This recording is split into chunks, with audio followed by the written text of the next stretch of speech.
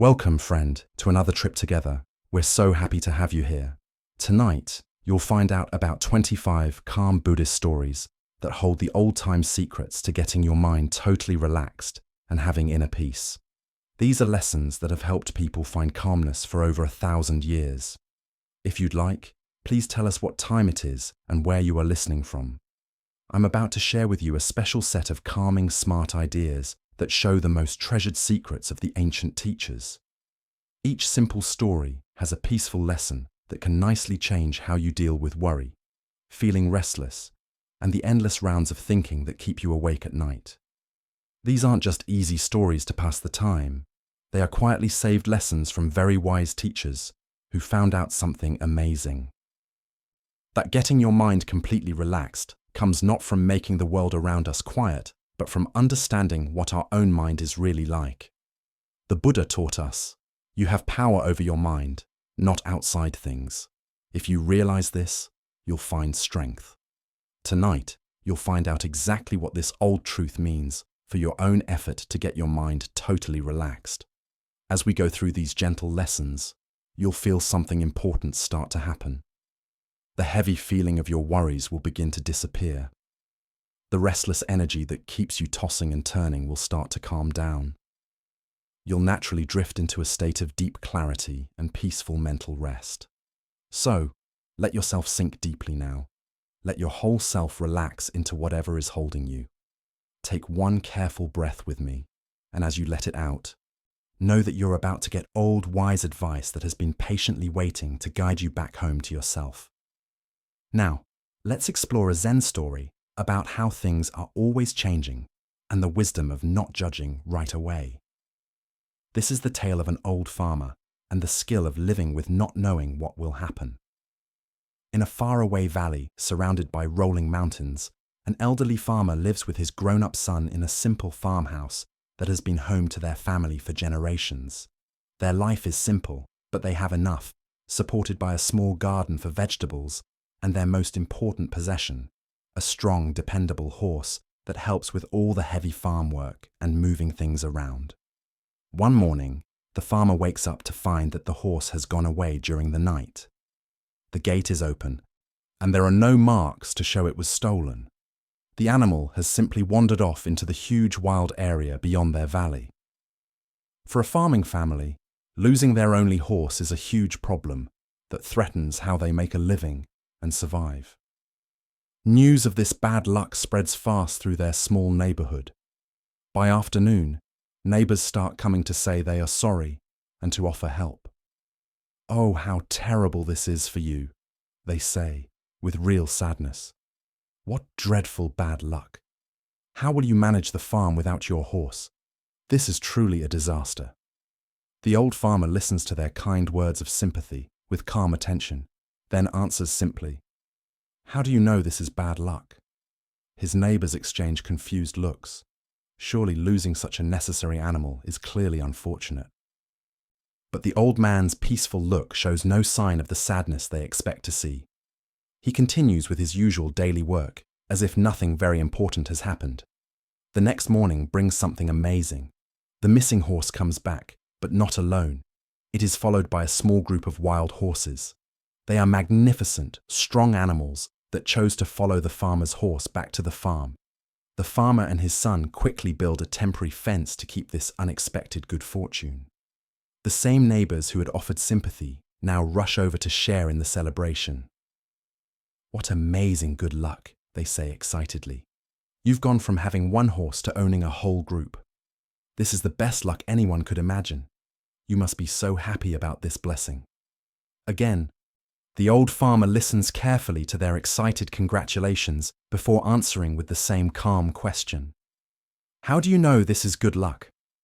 The next day, the farmer's son tries to tame one of the wild horses for riding. These animals, even though beautiful, have never been touched by people and fight hard. During the training time, the young man is thrown hard from the horse's back and breaks his leg badly, so he can't walk without help. Once more, the neighbors gather to offer their help in what seems to be another turn toward misfortune. "How dreadful," they complain, shaking their heads at this latest problem. Just when things were looking so good, this terrible accident happens. Your poor son. What bad luck has happened to your family again? The old farmer takes care of his son's injury with gentle care while answering their kind words with the familiar question. How do you know this is bad luck? Within days, their question gets an unexpected answer. Soldiers arrive in the valley with orders to force all healthy young men into the army for a dangerous war against invaders from the north. Most of these soldiers will not come home alive. However, when they look at the farmer's son, his broken leg makes him unsuitable for military service. He stays safely at home while other families say goodbye to their children, maybe forever. The Buddha taught, every good thing you ignore becomes a curse. Every curse you face becomes a blessing. What we learn from this story is the deep wisdom of not holding on to our judgments about things too tightly, knowing that our way of seeing things is always only a small part and only for a short time. Why do we rush to call experiences good luck or bad luck when their final meaning is still unknown? Buddhist thinking explains that our minds look for the comfort of quickly putting things into categories, preferring the pretend feeling of understanding to the uncomfortable feeling of not knowing. We want to know right away whether to celebrate or feel sad, to relax or worry, to feel thankful or angry. This mental habit of judging instantly shows a deeper pattern of trying to control our feelings by controlling how we see events. If we can quickly decide that something is good or bad, we think we know how to feel and what to expect. This gives a quick feeling of relief in our minds, but it often happens too soon and is wrong. The old farmer's repeated question, how do you know, points to what Buddhist ideas call don't know mind. This isn't about being unknowing, but about being wise. It's the understanding that real life unfolds in ways too complicated and connected for our small view to fully understand. What seems very upsetting right now may turn out to be helpful later, while things that look like blessings may bring hidden problems. Think about how many things in your own life have changed their meaning as you saw what happened next. Maybe a job rejection led to a better chance.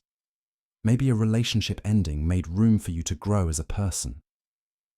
Maybe a sickness brought unexpected realization about what is truly important. The disappointment you felt then now seems wrong, given what followed. This doesn't mean we should stop having feelings or stop having natural reactions to events. The farmer definitely wanted his horse back and worried about his son's injury, but he could tell the difference between knowing what was happening right now and making up big stories about what it would finally mean. Zen master Suzuki Roshi taught about beginner's mind, which means coming to each situation with a fresh, open feeling rather than already deciding what it means. When we practice being this kind of mentally flexible, we become stronger and can react better to changing conditions rather than being too stiff and reacting badly. The skill of living that this story shows involves developing what Buddhists call equanimity. This is the ability to stay present and respond no matter if things go the way we want them to or not. This is not just giving up, but actively dealing with things without holding on to specific results. Buddhist teacher Pema Chodron describes this as learning to stay with the experience instead of immediately jumping to conclusions about what it means for our future happiness or safety. When we can rest in not knowing, we often find that the smart way to respond comes naturally from the situation itself. The farmer's way also shows a lot of faith, not in specific results, but in the basic reliability of life's process. He acts skillfully with whatever comes up while staying open to possibilities beyond what he understands right now. Tonight, as you think about recent events you've called good luck or bad luck, can you hold those judgments more lightly? Perhaps you'll find that your peace of mind depends less on having good luck and more on developing the ability to respond wisely to whatever happens. As the Buddha noticed, everything changes.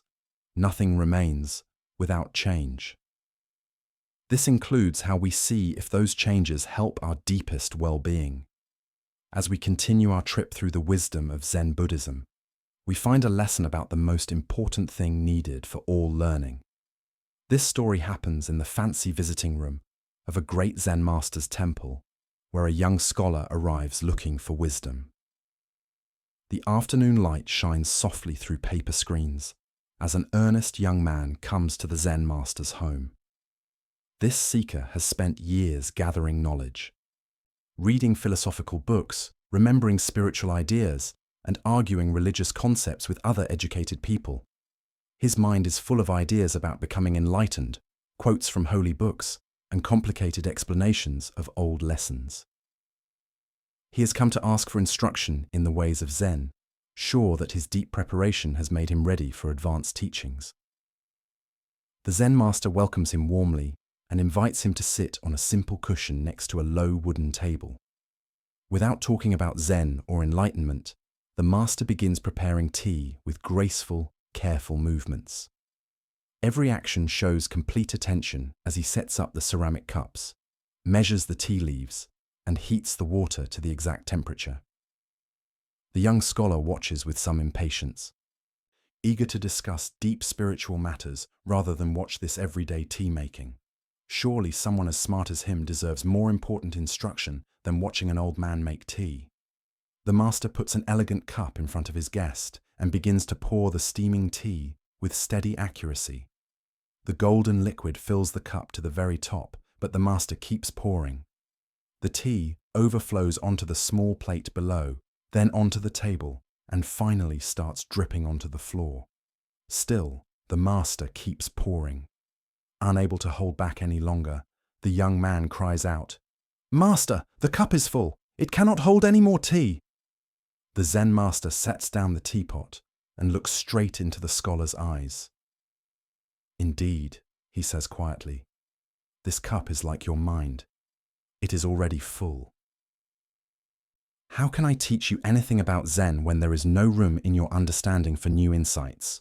First, empty your cup. Then we can begin. As the Buddha noticed, an empty cup can be filled with fresh tea. What comes from this story is the essential quality of beginner's mind, or shoshin in Japanese, which makes all real learning possible. Why do we struggle to keep the openness that lets new understanding come into our awareness? Buddhist thinking explains that our collected knowledge, opinions, and ways of thinking can become walls against direct experience. When we come to any situation convinced we already know what it holds, we see everything through our existing beliefs instead of meeting it freshly. This mental fullness works in a way that is much more hidden than clear arrogance. We might think of ourselves as humble while still having secret ideas about how spiritual practice should happen, what enlightenment should feel like, or how awakened people should act. These prejudgments create a kind of spiritual noise that gets in the way of seeing clearly. The Buddha said, "In the beginner's mind, there are many possibilities, but in the expert's mind, there are few." Shunryu Suzuki added to this lesson, explaining that beginner's mind includes both the wonder that comes from not knowing and the courage to not know. This isn't being unknowing, but wise innocence, the willingness to meet each moment without forcing yesterday's understanding upon it. Think about how your collected spiritual knowledge might sometimes stop you from having direct experience. Maybe you've read about mindfulness in ways that make you expect what present moment awareness should feel like. Maybe you've heard descriptions of peace that prevent you from accepting the particular kind of calm available right now. Our ideas about enlightenment can become walls to recognizing the enlightenment that's already here. Zen Master Bankei taught his students about the unborn mind that exists before thoughts, ideas, and learned behaviors shape how we see things. This original awareness doesn't need to be made through practice. It only needs to be recognized beneath the collection of mental stuff. But recognizing it needs the humility to not know, even about our most treasured realizations. The practice of emptying our cup happens moment by moment. Each time we notice ourselves rushing to decide, defending our positions, or seeing experience through familiar categories, we can pause and ask, what would I see if I didn't already know what this is? This beginner's mind applies not only to spiritual topics, but to every encounter with life. What would it mean to come to your partner as if meeting them for the first time? How might your work change if you brought fresh curiosity to familiar tasks? What would become possible if you let go of your ideas about your own limits and abilities? Tonight, as you rest in these moments before sleep, can you empty your cup of the day's collected judgments and interpretations? Perhaps you'll find that not knowing creates space for a deeper kind of knowing to emerge. One that comes not from the mind, but from the heart's direct recognition of truth. As the Buddha taught, the wise find pleasure in the truth. This truth shows itself most clearly to minds humble enough to remain empty, ready to be filled with each moment's unique lesson. Let us now turn to a tale of deep simplicity and mysterious contentment. This is the stone robe. In the mountains near the great teacher, Hakuin's temple, lived a monk whose real name has been lost to history. The local villagers knew him only as the stone robe monk, a name that spoke to both his poverty and his clever way of dealing with life's problems. This lonely master owned almost nothing. His small house had no furniture, no decorations, no comforts of any kind. Most surprisingly, he had no robe, a strange situation for a Buddhist monk. Where other monks wore long robes that showed their status and kept them warm. The stone robe. Monk wrapped only his own skin against the weather. On the coldest mountain nights, when frost covered the ground and wind howled through the peaks, the monk had found a special solution. He would pick up a heavy stone and carry it around his small hut, walking in slow, careful circles until the effort of carrying the rock made enough body heat to warm him. Round and round he would walk, the stone tight against his chest, his breath visible in the freezing air, until warmth spread through his arms and legs. The villagers who sometimes saw him during these midnight walks were both confused and touched by the sight. Here was a man who had found a way to turn the very hardship of his poverty into a spiritual practice. The stone that others might see as a burden became his way of getting comfort. The cold that might make others feel sad became a chance for simple, effective action. From time to time, the stone monk would visit Master Hakuin, appearing at the temple like a person from another time. The two masters would sit together, sharing the silent communication that flows between those who have touched the deepest truths. Then, as quietly as he had arrived, the stone robe monk would disappear back into the mountains. One day, he simply vanished completely. No one knows where he went or how he died, but the stone he carried on those cold nights still sits in front of his empty hut, worn by countless seasons, a silent reminder of a life lived with amazing contentment despite amazing simplicity. The Buddha understood that health is the greatest gift, contentment the greatest wealth, faithfulness the best relationship. The deeper lesson here shows us that true wealth has nothing to do with material things, and everything to do with how we relate to whatever circumstances we find ourselves in. Why do we struggle to find happiness with simplicity? Our training teaches us that comfort must come from outside sources. Warmer clothes, better house, more possessions, better situations. The stone robe monk discovered something totally different. That cleverness born from acceptance can turn any limitation into useful wisdom. This tale shows the huge difference between poverty of spirit and voluntary simplicity. Poverty of spirit means feeling like a victim of our circumstances, feeling angry about what we don't have, constantly comparing our situation to others who have more. Voluntary simplicity, even when things are hard, involves a basic acceptance that finds creative ways to meet challenges without complaining or feeling sorry for oneself. The stone in this story represents what Zen calls skillful means, the creative adjustment that happens when we stop arguing with reality and start working with it. Instead of complaining about his lack of a warm robe, the monk found another way to make warmth.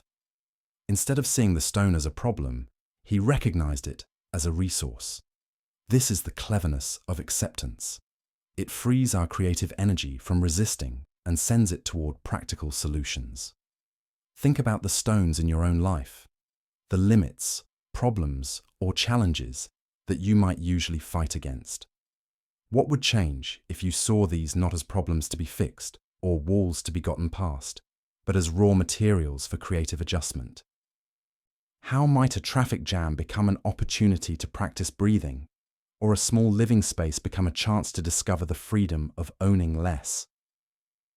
Zen master Dogen taught, "To study the Buddha way is to study the self. To study the self is to forget the self." The stone-robed monk showed this forgetting. He lived so fully present to what was needed in each moment that there was no energy left over for self-pity or comparing himself with others. His happiness came not from having his needs met in the usual ways, but from the joy of meeting them creatively. The mystery of his disappearance adds another part to the lesson. Like all true spiritual presence, his effect was felt not through staying around forever, but through the quality of his being. He left no teachings, started no school, attracted no permanent students.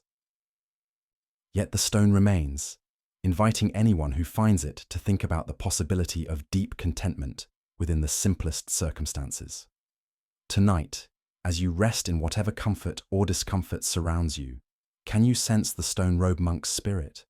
Can you feel the possibility of finding warmth, not through getting more, but through fully accepting what is already present? As the Buddha taught, very little is needed to make a happy life. It is all within yourself, in your way of thinking. The stone waits patiently to teach us that true wealth lies in our ability to find creative happiness with whatever life provides. Let us now turn to a story about the nature of presence and the boundaries we make between being available and being alone. This is out today. Master Sengai had developed an unusual habit that both confused and amused his community. On certain days, without any clear pattern or warning, he would close the wooden gate to his temple living area and put up a simple handwritten sign that read, "Out today." Yet anyone passing by could clearly see him through the gaps in the fence, walking peacefully back and forth in his front garden, taking care of his plants, sitting in meditation, or simply enjoying the afternoon sunshine. The master made no effort to hide himself. He went about his daily activities with complete naturalness, watering flowers, sweeping leaves, or reading beneath his favorite tree. To anyone watching, he was obviously at home and available, making the sign's message seem like either a joke or a puzzle. One afternoon, a samurai official, who had known the master for a long time, happened to walk by the temple.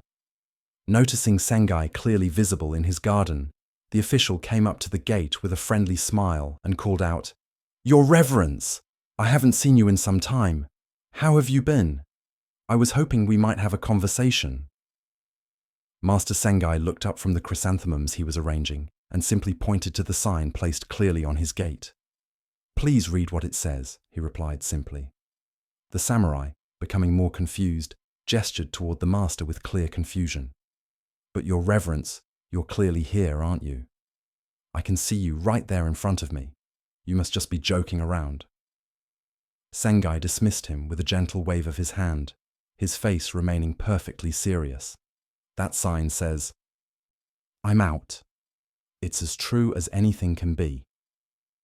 And with that statement, he turned his attention back to his flowers, refusing any more conversation. The samurai stood at the gate for several more minutes, watching the master continue his gardening, trying to figure out this strange interaction. Finally, shaking his head in confusion, he left, leaving Master Sengai to his peculiar way of being absent. As the Buddha understood, peace comes from within, do not seek it without. This lesson is deeply connected to our modern struggle with the boundaries between being available and having an inner private space, between social duty and spiritual need. Why do we find it so hard to set clear limits around our inner availability, even when we are physically present? This story shows us our complicated relationship with being reachable and the guilt we often feel about not being constantly available for other people's needs and expectations. In our always connected world, the pressure to be reachable all the time has become huge. Our phones buzz with constant demands for our attention. Our email inboxes fill with urgent requests. Social media makes us expect immediate replies and constant involvement. We have lost the old wisdom of knowing when to be present and when to be out, no matter where we physically are. Master Sengai understood something deep about what true availability means. Being physically present doesn't automatically mean being internally available for real communication. Sometimes we need to be out from social involvement in order to be fully in with our inner work, our spiritual practice, or simply the time to restore our true self. This lesson also shows our tendency to mix up physical presence with emotional or spiritual accessibility. How often do we think that because someone is visible, they should automatically be available for our needs? How often do we ignore others' subtle signs that they need space simply because they haven't put up clear barriers? Zen Master Yunmen taught, "Every day is a good day." This doesn't mean every day is right for the same activities or interactions. Some days are good for getting involved, others for being alone. Some moments ask for availability, others for protective boundaries. Wisdom means knowing which is needed when. We can see this in countless modern situations. The parent who loves their children deeply but knows they need an hour of uninterrupted quiet time to remain emotionally available later. The artist who must protect their creative space from kind-hearted friends who don't understand the delicate nature of inspiration. The spiritual practitioner who needs to set limits around their meditation time, even if others consider it selfish or antisocial. The samurai's confusion reflects our culture's discomfort with boundaries that aren't immediately logical or convenient for others. We want people's availability to match our schedules and needs, rather than their own inner rhythms and requirements. When someone sets a boundary that doesn't make sense to us, we often think they're being unreasonable, unfriendly, or dishonest. This ancient wisdom shows another important difference: the difference between isolation and conscious solitude. Master Sengai wasn't hiding from life or avoiding responsibility. He was claiming his right to be present with himself, to engage with his immediate environment without the added social interaction and conversation. Also, our minds tend to think that availability is a moral duty rather than a conscious choice. We feel guilty for not being constantly accessible, as if our worth depends on our willingness to interrupt our own needs for others' convenience. This creates a pattern of resentment and being worn out that ultimately makes us less genuinely available when real connection is possible. The story also points us toward understanding the power of clear, simple boundaries. Master Sengai didn't offer complicated explanations or reasons for his unavailability. He didn't apologize or make excuses. He simply stated a fact. Today, he was out from social engagement, and this was as true and real as any other truth. Tonight, as you think about your own relationship with being available and having boundaries, can you identify times when you might need to be out even while physically present? What would it mean to honor your inner rhythms of involvement and solitude without guilt or long explanations? The Buddha said, "You yourself, as much as anybody in the entire universe, deserve your love and affection." Part of this self-love involves knowing when to be available to others and when to be available to yourself, trusting that both forms of presence serve the greater good. Let us now turn to a story about the fundamental truth that controls all experience. This is the teaching of the meditation student and the wise reminder. A young student had been practicing meditation for several months with real effort. Each morning and evening, he would sit quietly on his cushion, close his eyes, and try to follow the breathing techniques his teacher had shown him. Some days, the practice felt natural and peaceful, but recently, he had been struggling with what seemed like constant distraction and discomfort. On this particular morning, he could barely sit still for 5 minutes before frustration took over him. His mind raced with thoughts about work, relationships, and a dozen small worries. His legs ached from sitting in an unusual position, and despite his best efforts to focus on his breath, he found himself constantly pulled away by mental chatter and physical restlessness. After what felt like hours, but was probably only 20 minutes, he gave up on his practice and looked for his meditation teacher. He found the elderly monk tending a small garden behind the meditation hall, peacefully pulling weeds in the early morning sunlight. "Teacher," the student said, his voice heavy with disappointment and self-criticism, "my meditation is horrible. I can't focus on anything. I feel so distracted and scattered. My legs ache constantly and I keep falling asleep when I'm not distracted. Everything about my practice feels wrong. It's just horrible." The teacher looked up from his gardening, soil still sticking to his old hands, and met the student's frustrated gaze with calm, knowing eyes. He listened to the young man's list of complaints without judging or being surprised, as if he had heard these exact same words countless times before. "It will pass," the teacher said simply, then went back to his weeding, as if nothing unusual had happened. The student stood there for a moment, somewhat surprised by the shortness and seeming uncaringness of the answer. He had expected detailed advice, perhaps some new method, or at least some comfort about his problems. Instead, he received just 3 simple words. Feeling somewhat unsatisfied but having nothing more to say, he returned to his room to think about this puzzling advice. Over the following days, the student continued his practice despite his frustrations. Slowly, something started to change. The intense distraction started to lessen. His body got used to the sitting position, and moments of real peace began to appear between the chaos of thoughts. By the end of the week, his meditation had changed completely. Excited by this positive change, he once again looked for his teacher, this time finding him sweeping leaves from the temple courtyard.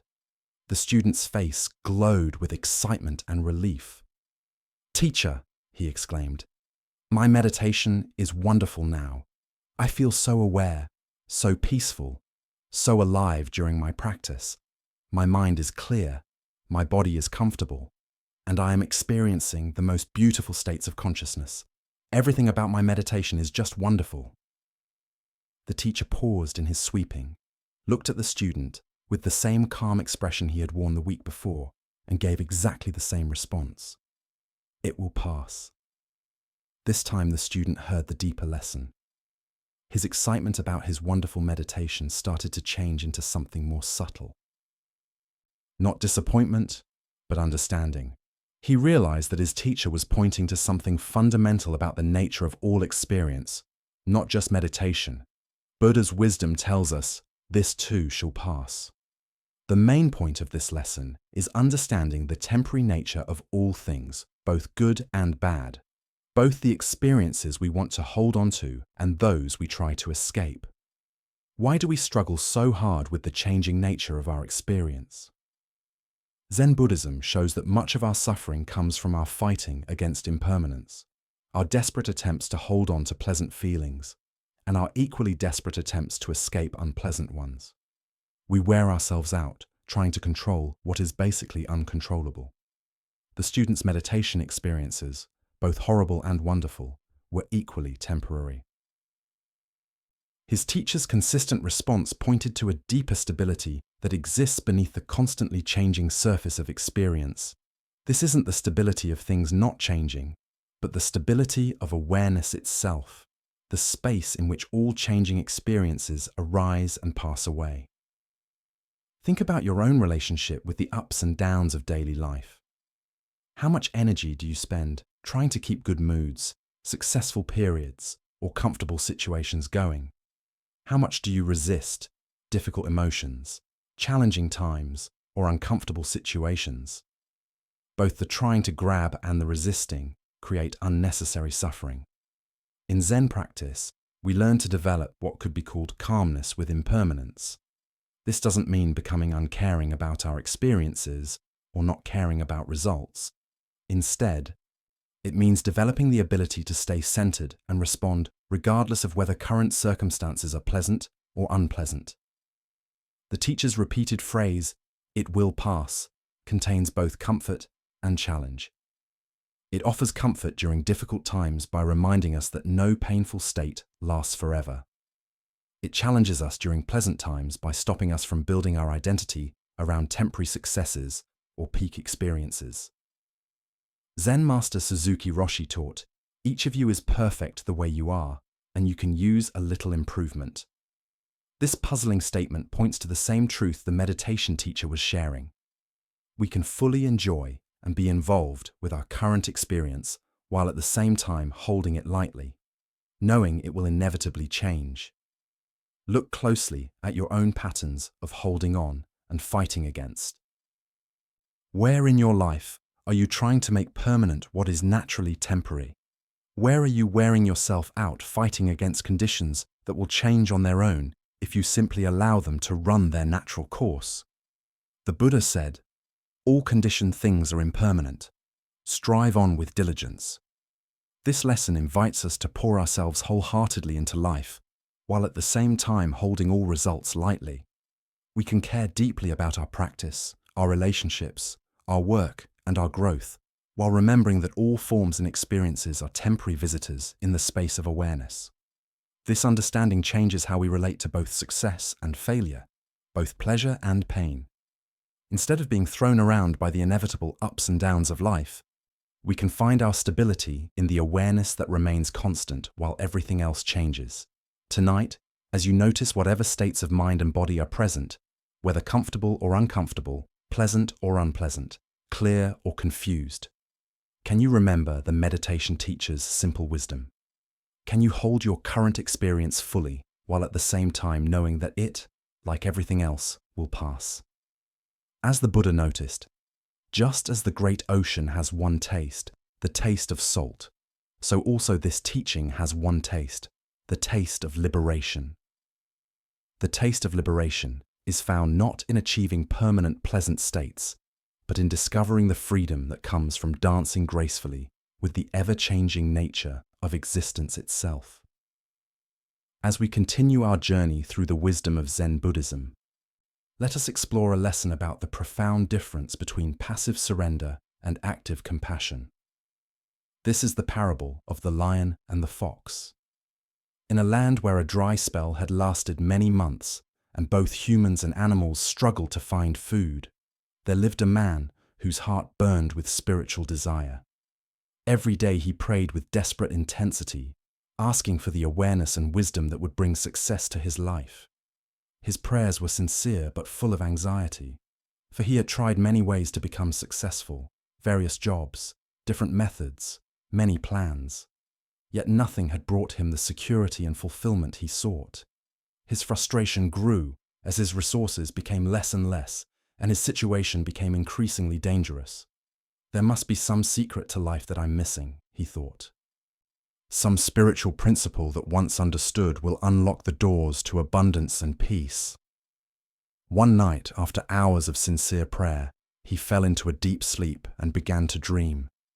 In his dream, a voice spoke to him with crystal clarity. "Go into the forest tomorrow morning. There you will find the understanding you seek." The man woke with his heart pounding with excitement and hope. This felt different from ordinary dreams. The voice had carried such authority, such certainty. Without delay, he prepared simple food and set out at first light for the ancient forest that bordered his village. For several hours, he walked among tall trees and winding paths, his eyes searching for some sign, some teacher, some revelation that would provide the answers to his prayers. The morning air was cool and smelled of wildflowers, but his anxiety made it difficult to enjoy the natural beauty surrounding him. As the midday heat began to build, tiredness forced him to rest beside a small stream. He sat on a smooth rock, wondering if he had misunderstood the dream's message when movement caught his eye between two large rocks in a shaded area nearby. To his surprise, he discovered a fox lying peacefully in the cool space. But this fox had no legs. Where its legs should have been, there were only healed scars. Yet the animal appeared calm and well-fed, rather than starving or distressed, as he would have expected.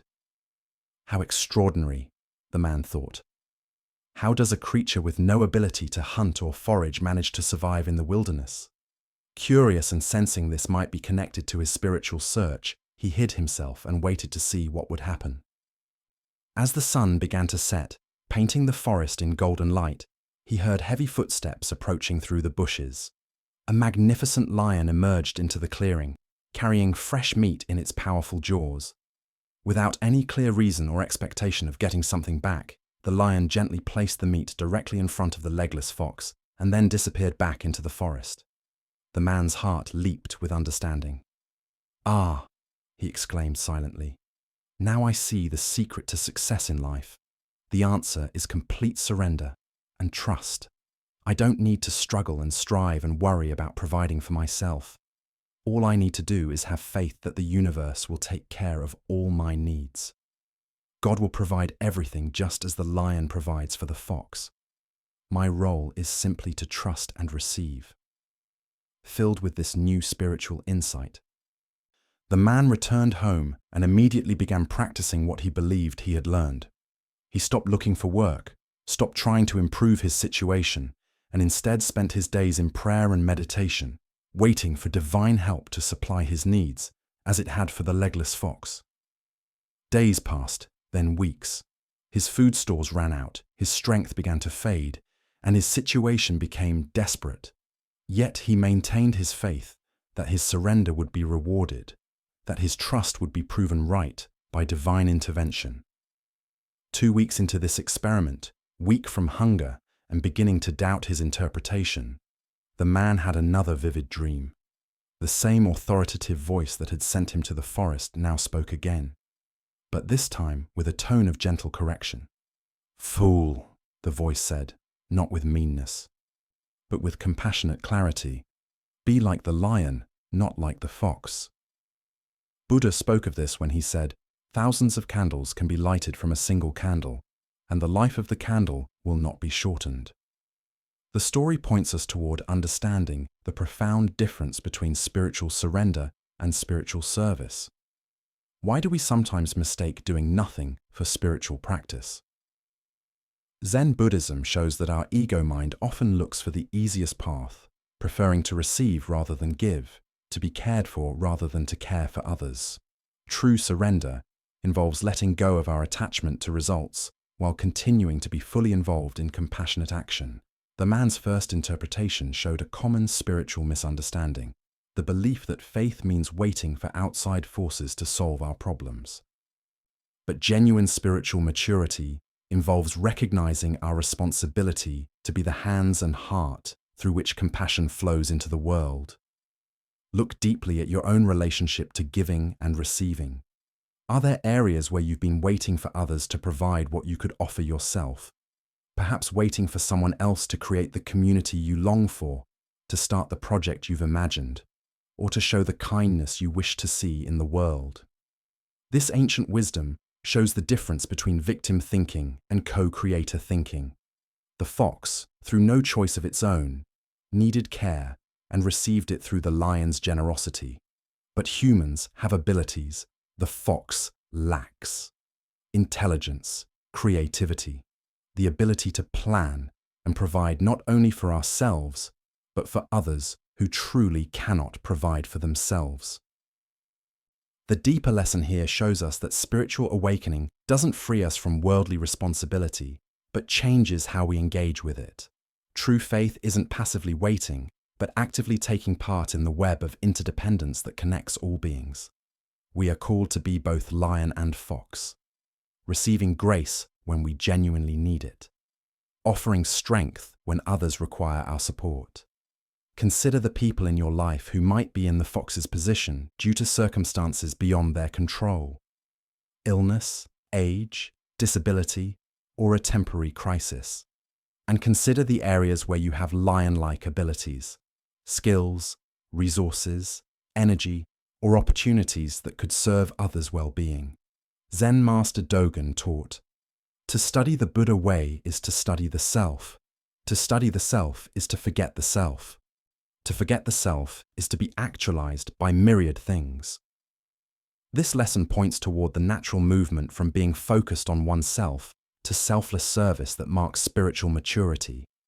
The man's transformation from seeking to be cared for to recognizing his calling to care for others represents the shift from spiritual materialism to genuine Dharma practice. Instead of using spirituality to get what we want, we begin using our gifts to give what others need. In Zen practice, we cultivate what's called the bodhisattva ideal, the wish to work for the liberation of all beings, rather than seeking only our own comfort and safety. This doesn't mean we ignore our genuine needs, but that we hold them within the larger context of universal well-being. The Buddha said, "If you light a lamp for somebody, it will also brighten your path." Often the success and fulfillment we seek come not through focusing on our own needs, but through dedicating ourselves to serving something greater than our personal concerns. This teaching challenges us to examine our reasons for spiritual practice itself. Are we looking for enlightenment as a form of ultimate self-improvement, or are we cultivating wisdom and compassion to better serve the world's needs? Are we praying for divine provision, or are we asking how we can become instruments of provision for others? The voice in the dream offered correction with love, not condemnation. The man's initial misunderstanding was part of his learning process, not a spiritual failure. Sometimes we need to experience our own helplessness before we can understand our power to help others. Tonight, as you consider the gifts and abilities you've been given, can you sense how they might be meant not just for your own security, but for the welfare of others? Can you feel the difference between spiritual seeking that focuses on what you can get and spiritual practice that asks what you can give? As the Buddha taught, in caring for others, you care for yourself. In caring for yourself, you care for others. The lion's generous feeding of the fox represents the natural flow of compassion that arises when we recognize our fundamental connection. By being the lion when we can, we ensure that others will be lions for us when we truly need their care. Now, let us turn to a tale about the danger of worldly status and the humility that true wisdom brings. This is the teacher of the high priest. In old Japan, a certain Zen priest had become very important within his religious group. As the high priest of his sect, he had the support of a powerful local lord and lived accordingly. When duty called him to the main city, he traveled in a magnificent way, carried in a fancy carriage surrounded by a group of helpers, his procession showing his importance to all who saw it. On one such trip, the group stopped at a roadside rest stop to rest and refresh themselves. The horses needed new metal shoes, and the riders required new sandals for the rest of the way. A local worker suggested an old craftsman known for making excellent straw sandals, and the man was called to provide his services. As the elderly sandal maker approached with his simple goods, the high priest looked through his carriage window and nearly collapsed in shock. The old, weathered face belonged to Tosui, the enlightened Zen master, who had been his own teacher years earlier before mysteriously disappearing from the temple without explanation. Tumbling from his luxurious carriage in embarrassment and amazement, the high priest bowed down before the old man, showing his respect with elaborate politeness, as was fitting for a student greeting his former master. The helpers watched in confusion as their respected leader bowed deeply to a simple craftsman. Tosui received his former students' greetings with gentle kindness, speaking warmly of their shared memories and asking about his spiritual progress. They talked of old times and mutual friends, the master treating the meeting as a pleasant reunion between old companions. As they got ready to separate, Tosui looked directly into his former student's eyes and spoke quietly, so only the priest could hear. Don't let yourself become too impressed by being around important people. The company of powerful people can be more dangerous to spiritual development than the strongest wine. The high priest received these words like arrows piercing his heart, recognizing the deep warning they contained. Buddha's wisdom reminds us, it is better to travel alone than with a bad companion. Be like the elephant who walks alone in the forest. The deeper lesson here shows us how outside status and famous connections can ruin our spiritual growth in ways we rarely notice. Why do we become too impressed by being near power and status? Zen teachings show several subtle ways this happens. When we spend time with influential people, we start to identify with their power rather than cultivating our own inner strength. Like breathing in secondhand smoke, we breathe in their sense of importance until we mistake it for our own spiritual growth. We also become attached to the special privileges that come with high status, the comfortable places to stay, respectful treatment, and social recognition. These comforts slowly weaken our willingness to embrace the simplicity and humility that genuine spiritual growth needs. We start believing we deserve special treatment because of our position rather than earning respect through wisdom and compassion. Also, famous connections can trick us into spiritual pride, the most dangerous of all spiritual obstacles. We begin to think of ourselves as important because important people seek our company. This pride creates a wall between us and the ordinary people whose suffering we're meant to help, and between us and the beginner's mind that remains open to learning. Think about how this pattern shows up in modern life. Religious leaders might become more concerned with keeping good relationships with wealthy donors than serving their community's spiritual needs. Spiritual teachers could focus more on attracting celebrity students than on their own practice. Even meditation practitioners might pursue advanced techniques to impress others rather than cultivating basic mindfulness and compassion. The Master Dogen taught, to study the Buddha way is to study the self. To study the self is to forget the self. When we become too impressed by outside status, we move in the opposite direction, looking at how others see us rather than understanding our true nature. Tosui's choice to become a simple sandal maker shows deep wisdom. After becoming recognized as an enlightened master, he deliberately chose to be unknown, returning to basics and serving others in the most humble way possible. This wasn't escaping, but a return to what matters most, reducing suffering through simple, direct service. His warning to his former student shows deep understanding of how spiritual development truly works. True realization makes us more humble, not more important. Genuine wisdom increases our compassion for ordinary people rather than lifting us above them. Authentic awakening dissolves the ego rather than puffing it up with famous connections. The Buddha said, "Thousands of candles can be lit from a single candle, and the life of the candle will not be shortened. Happiness never decreases by being shared." When we seek status and recognition, we're trying to gather light rather than become light ourselves. When we serve humbly like Tosui, we illuminate others without concern for our own brightness. Notice how different these two ways feel in your own life. When do you feel most spiritually alive? When others are impressed by your knowledge and status, or when you're simply present and helpful without anyone noticing? Which moments bring deeper peace? Being recognized for your spiritual achievements or quietly helping someone who needs assistance? Tonight, as you think about your own spiritual journey, can you identify areas where you might be too impressed by outside recognition rather than focused on inner growth? What would it mean to choose the sandal maker's path over the high priest's procession in your own circumstances? As the Buddha taught, the way is not in the sky, the way is in the heart. True spiritual status comes not from the company we keep, but from the love we cultivate.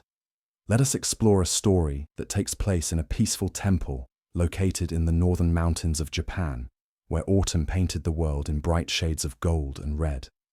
This is the story of a garden and a Zen master. The crisp autumn air carries the sound of rustling leaves as a senior monk moves carefully through the temple courtyard. With great precision, he gathers the fallen leaves beneath the ancient maple tree that has watched over this sacred space for centuries. Each sweep of his bamboo rake creates perfect lines in the gravel. And soon, he has assembled a magnificent pile of leaves, their colors still bright despite their journey to the earth. The monk works with quiet satisfaction, placing the leaves carefully into woven baskets, his movements graceful and purposeful. From outside the temple wall, another figure watches this scene unfold. A Zen master from a nearby monastery observes the monk's hard work, his weathered face thoughtful. When the senior monk notices his presence and waves proudly toward his very neat garden, calling out cheerfully, "It is good, isn't it?" The Zen master simply nods and says, Just about. Wait a moment. I'm coming over. The senior monk watches curiously as the Zen master enters through the wooden gate, walks directly to the ancient tree, and without saying anything, gives its trunk a vigorous shake. Immediately, countless leaves fall down like golden rain, covering the perfect garden once again in nature's beautiful disorder. The Zen master dusts off his hands and says simply, "Now it is good," before leaving as quietly as he arrived. The Buddha once said, "Do not dwell in the past, do not dream of the future. Concentrate the mind on the present moment." This ancient wisdom shows a deep lesson about holding on to results and the ego's need for things to be finished. Why do we become so focused on finished results, on neat conclusions, on keeping up the illusion of control over impermanence? Zen Buddhism shows several patterns that trap us in focusing on results. We often measure our worth by outside achievements, rather than the quality of presence we bring to each action. The senior monk had moved from mindful raking to prideful showing off, from being present with the process to identifying with the finished work. Think about how often throughout your day you rush through activities simply to finish them. Washing dishes becomes about having clean dishes rather than the warm water on your hands. Exercise becomes about burning calories rather than feeling your body move. Meditation becomes about achieving peace rather than watching whatever arises. In each case, we give up the richness of the present moment for an imagined future satisfaction. Zen Master Dogen taught, "You are perfect as you are, and you could use a little improvement." This seeming contradiction points to the delicate balance between accepting what is while remaining open to continuous change. The garden was perfect in its autumn disorder, and it was also perfect in its temporary tidiness. Both states were passing expressions of natural flow. The deeper lesson here shows us that true spiritual practice lies not in achieving permanent states, but in developing the ability to be fully involved with whatever work is before us. Whether gathering leaves or watching them fall, the quality of our attention matters more than the condition of our garden. When we hold on to results, we miss the sacred nature of the process itself. This ancient wisdom challenges our culture obsessed with getting things done, which values finishing over presence. What if the purpose of raking leaves isn't to have a neat garden, but to practice wholehearted involvement with impermanence?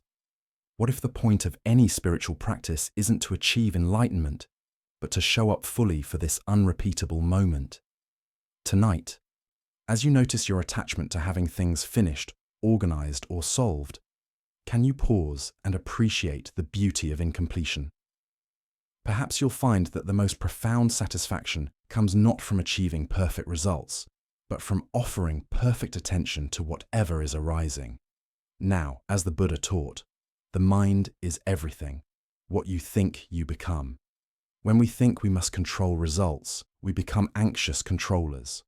When we trust the wisdom of process, we become participants in life's deeper rhythms. Let us now turn to a story about generosity in the face of poverty and the profound recognition of what truly cannot be stolen. This is The Moon in the Window. Master Ryokan lived in conditions of voluntary simplicity that would have challenged even the most committed spiritual person. His small mountain hut contained virtually no possessions, no treasures, no valuable objects, no collections of any kind that might tempt a thief or provide security for the future. His few belongings consisted only of the most basic necessities: worn robes, simple eating utensils, and perhaps a book or two for contemplation. On this particular evening, as Master Ryokan rested peacefully in his humble dwelling, a sneak thief approached through the darkness, believing he had found an easy target in what appeared to be an unguarded home. The thief moved carefully, avoiding any sounds that might alert the occupant to his presence, and managed to slip inside the hut, undetected. Once inside, however, the burglar quickly discovered the reality of the master's lifestyle. He searched carefully through the small space, examining every corner and crack where valuables might be hidden, but found absolutely nothing worth stealing. There were no coins, No jewelry, no fine fabrics, no valuable tools, nothing that could be easily carried away and sold for money or traded for necessities. The thief stood in the middle of the sparse room, frustrated and disappointed by this complete lack of anything worth taking. He had risked being caught and possible punishment for what appeared to be a completely useless effort. After spending time and effort in this nighttime venture, he was faced with the thought of returning home empty-handed with nothing to show for his criminal efforts. Just as the discouraged thief was getting ready to leave in defeat, Master Ryokan's voice emerged gently from the darkness. Rather than shouting for help or expressing anger at this intrusion into his privacy, the master spoke with the kind of compassionate concern he might show toward any guest who was experiencing difficulty. "Wait," the master called softly. "Don't leave yet." The thief froze, expecting to be confronted, accused, or perhaps threatened with consequences for his attempted burglary. Instead, he watched in amazement as Master Ryokan quietly rose from his sleeping area and began removing the old cotton-quilted blanket that provided his warmth during the cool mountain nights. Without a word of blame or any sign that he considered this intrusion a violation, the master folded his bedding carefully and offered it to the bewildered thief. "Here," he said simply. "Take this. You've come all this way and deserve something for your trouble." The thief accepted the unexpected gift in stunned silence, unsure how to respond to such extraordinary generosity from someone he had intended to rob. This was unlike any encounter with a victim he had ever experienced. The master's kindness left him speechless and somehow ashamed of his original intentions. As the confused burglar left with the master's bedding, Master Ryokan stood in his doorway and noticed that the moon had risen over the eastern mountains, casting its serene light across the landscape. The beauty of this sight inspired him to compose a traditional waka poem that captured both his physical situation and his spiritual understanding.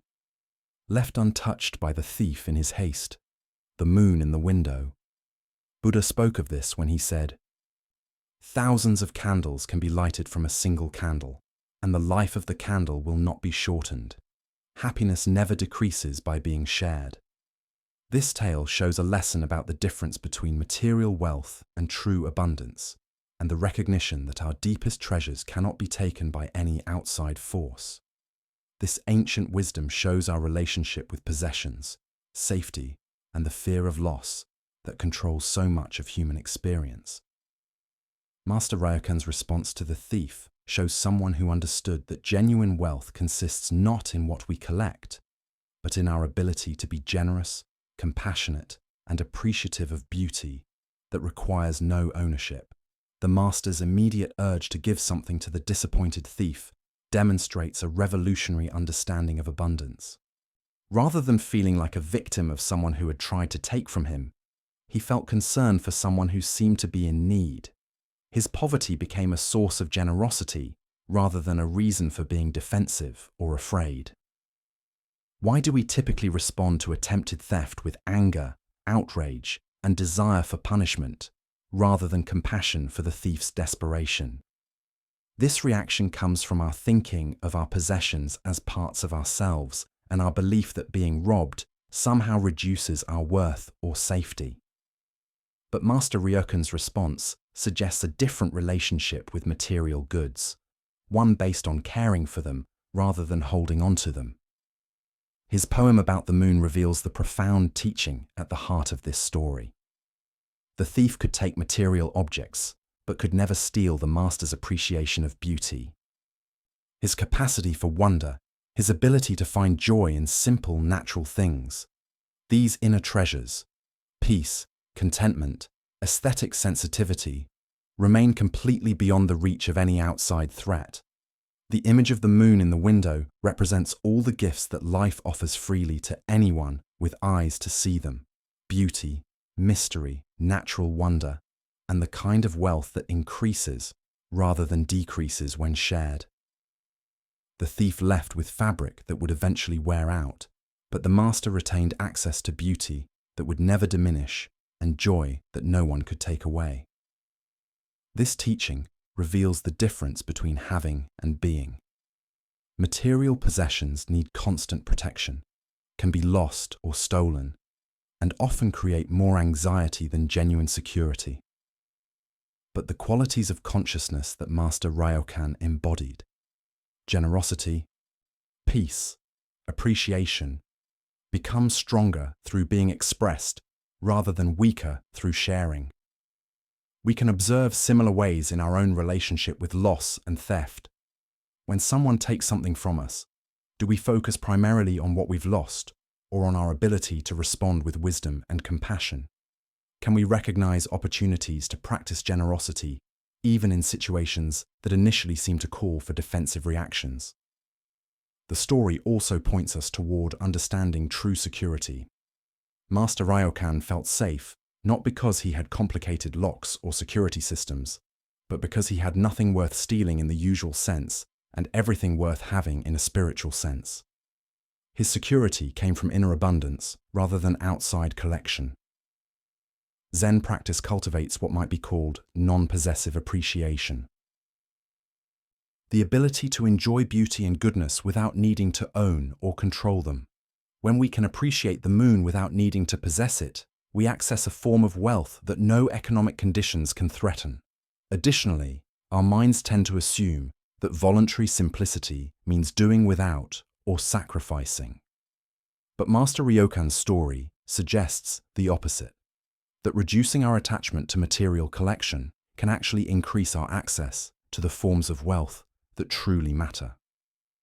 His poverty became a gateway to generosity rather than a limitation on his capacity to give. The thief's quick departure suggests that he recognized something in the master's response that challenged his entire way of understanding value and security, being met with kindness instead of anger, generosity instead of defensiveness.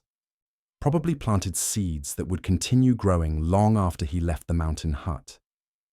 Beyond this, there emerges a lesson about the transformative power of unexpected responses. By meeting attempted theft with spontaneous giving, Master Ryokan created a moment of grace that had the potential to change not only the thief's immediate experience, but his entire understanding of human nature and the possibilities for positive interaction. Tonight, as you consider what you most fear losing and what you consider your greatest treasures, can you distinguish between the possessions that can be taken from you and the qualities of awareness that remain completely beyond any outside threat? What would it mean to invest more energy in developing the kind of wealth that increases through sharing rather than decreases through loss? As the Buddha taught, in the end, just three things matter: how well we have lived, how well we have loved, how well we have learned to let go. The moon in the window represents the eternal treasures that remain available to anyone who has learned to let go of holding on, while remaining open to the beauty and wonder that no thief can ever steal. Our next story reveals the power of returning to what is real when fear threatens to overwhelm us. This is the tale of the captured warrior. In ancient Japan, during a time of constant fighting between rival groups, a skilled warrior found himself on the losing side of a fierce battle. As his comrades fell around him and defeat became certain, he was captured by enemy soldiers and dragged away from the battlefield, his armor stripped, his weapons taken away. That evening, they threw him into a dark, cramped prison cell with stone walls that seemed to press in from all sides. The heavy wooden door slammed shut with a finality that echoed through his bones. As darkness settled over the prison, the warrior's mind began to race with terrifying possibilities. Tomorrow, they would come for him. He knew the customs of war. First would come the questioning designed to get information about his lord's defenses, troop movements, and war plans. When he refused to speak, as honor required, they would resort to torture, hot iron, bamboo splinters under his fingernails, methods he had heard described in quiet voices by other warriors. And when they had gotten what they could, or when they grew tired of his silence, would come the execution. As these thoughts consumed him, his heart began to pound so violently he feared it might burst. His breathing became shallow and rapid. Sweat beaded on his forehead despite the cool night air. Sleep seemed impossible as his mind created increasingly vivid scenarios of tomorrow's suffering, playing repeatedly in his mind like a terrible dream he couldn't escape. Hours passed in this torment. The warrior paced his small cell, sat against the cold stone wall, lay on the straw-covered floor. Nothing brought relief from the visions of impending doom that played repeatedly in his mind, like a terrible dream he couldn't escape. Then, in the depths of his despair, he remembered the gentle voice of his Zen master back at the temple, where he had studied before becoming a warrior. The old teacher's words came to him as clearly as if the master was sitting beside him in the cell. Tomorrow is not real. It is an illusion. The only reality is now. At first, the warrior's frightened mind fought against these words. How could tomorrow be an illusion when the threats were so concrete, so certain to happen? But as he sat quietly and allowed the teaching to sink deeper, something began to shift. He noticed his breathing. In this moment, he was breathing freely. He felt the straw beneath him, rough, but not uncomfortable. He heard the sound of wind moving through the trees outside his window, a sound that spoke of the natural world, continuing its ancient rhythms regardless of human conflict. In this moment, he was not being tortured. In this moment, he was not dying. In this moment, there was simply a man sitting in a cell, alive and aware. The terrors that had seemed so overwhelming moments before revealed themselves to be nothing more than thoughts about a future that existed only in his imagination. As this understanding deepened, a profound peace settled over the warrior. His breathing slowed and deepened. His racing heart found a steady rhythm. For the first time since his capture, he smiled. The master's wisdom had freed him from a prison far more confining than the stone walls around him, the prison of anxious thoughts about tomorrow. Within minutes, the warrior fell into a deep, peaceful sleep. The Buddha once said, "If you want to know your past, look at your present condition. If you want to know your future, look at your present actions." This ancient wisdom shows the profound truth the warrior discovered in his cell. The only moment in which we ever actually live is this one. Why do we torture ourselves with endless scenarios about the future? Zen Buddhism explains that our minds developed as survival tools, constantly looking for threats and planning for protection. While this ability helps us in real emergencies, it becomes a source of suffering when we mistake mental guesses for reality. Look deeply at your own experience. How much of your anxiety comes from vivid imaginings of future scenarios that may never happen? The presentation you're worried about? The medical test results you're awaiting? The difficult conversation you need to have? These situations exist primarily in thought, not in present reality. The warrior's lesson shows us that we can acknowledge future challenges without being consumed by them. Planning and preparation have their place, but when they turn into obsessive worry, they steal our peace and clarity. As Vietnamese Zen master Thich Nhat Hanh taught, thanks to impermanence, everything is possible. The future remains unwritten, shaped by causes and conditions we cannot fully predict or control. The worried mind assumes that current difficulties will inevitably continue or worsen, but impermanence teaches us that everything changes. The warrior in his cell could not know what the next day would actually bring. Perhaps his lord's forces would mount a rescue. Perhaps his captors would show mercy. Perhaps diplomatic talks would secure his release.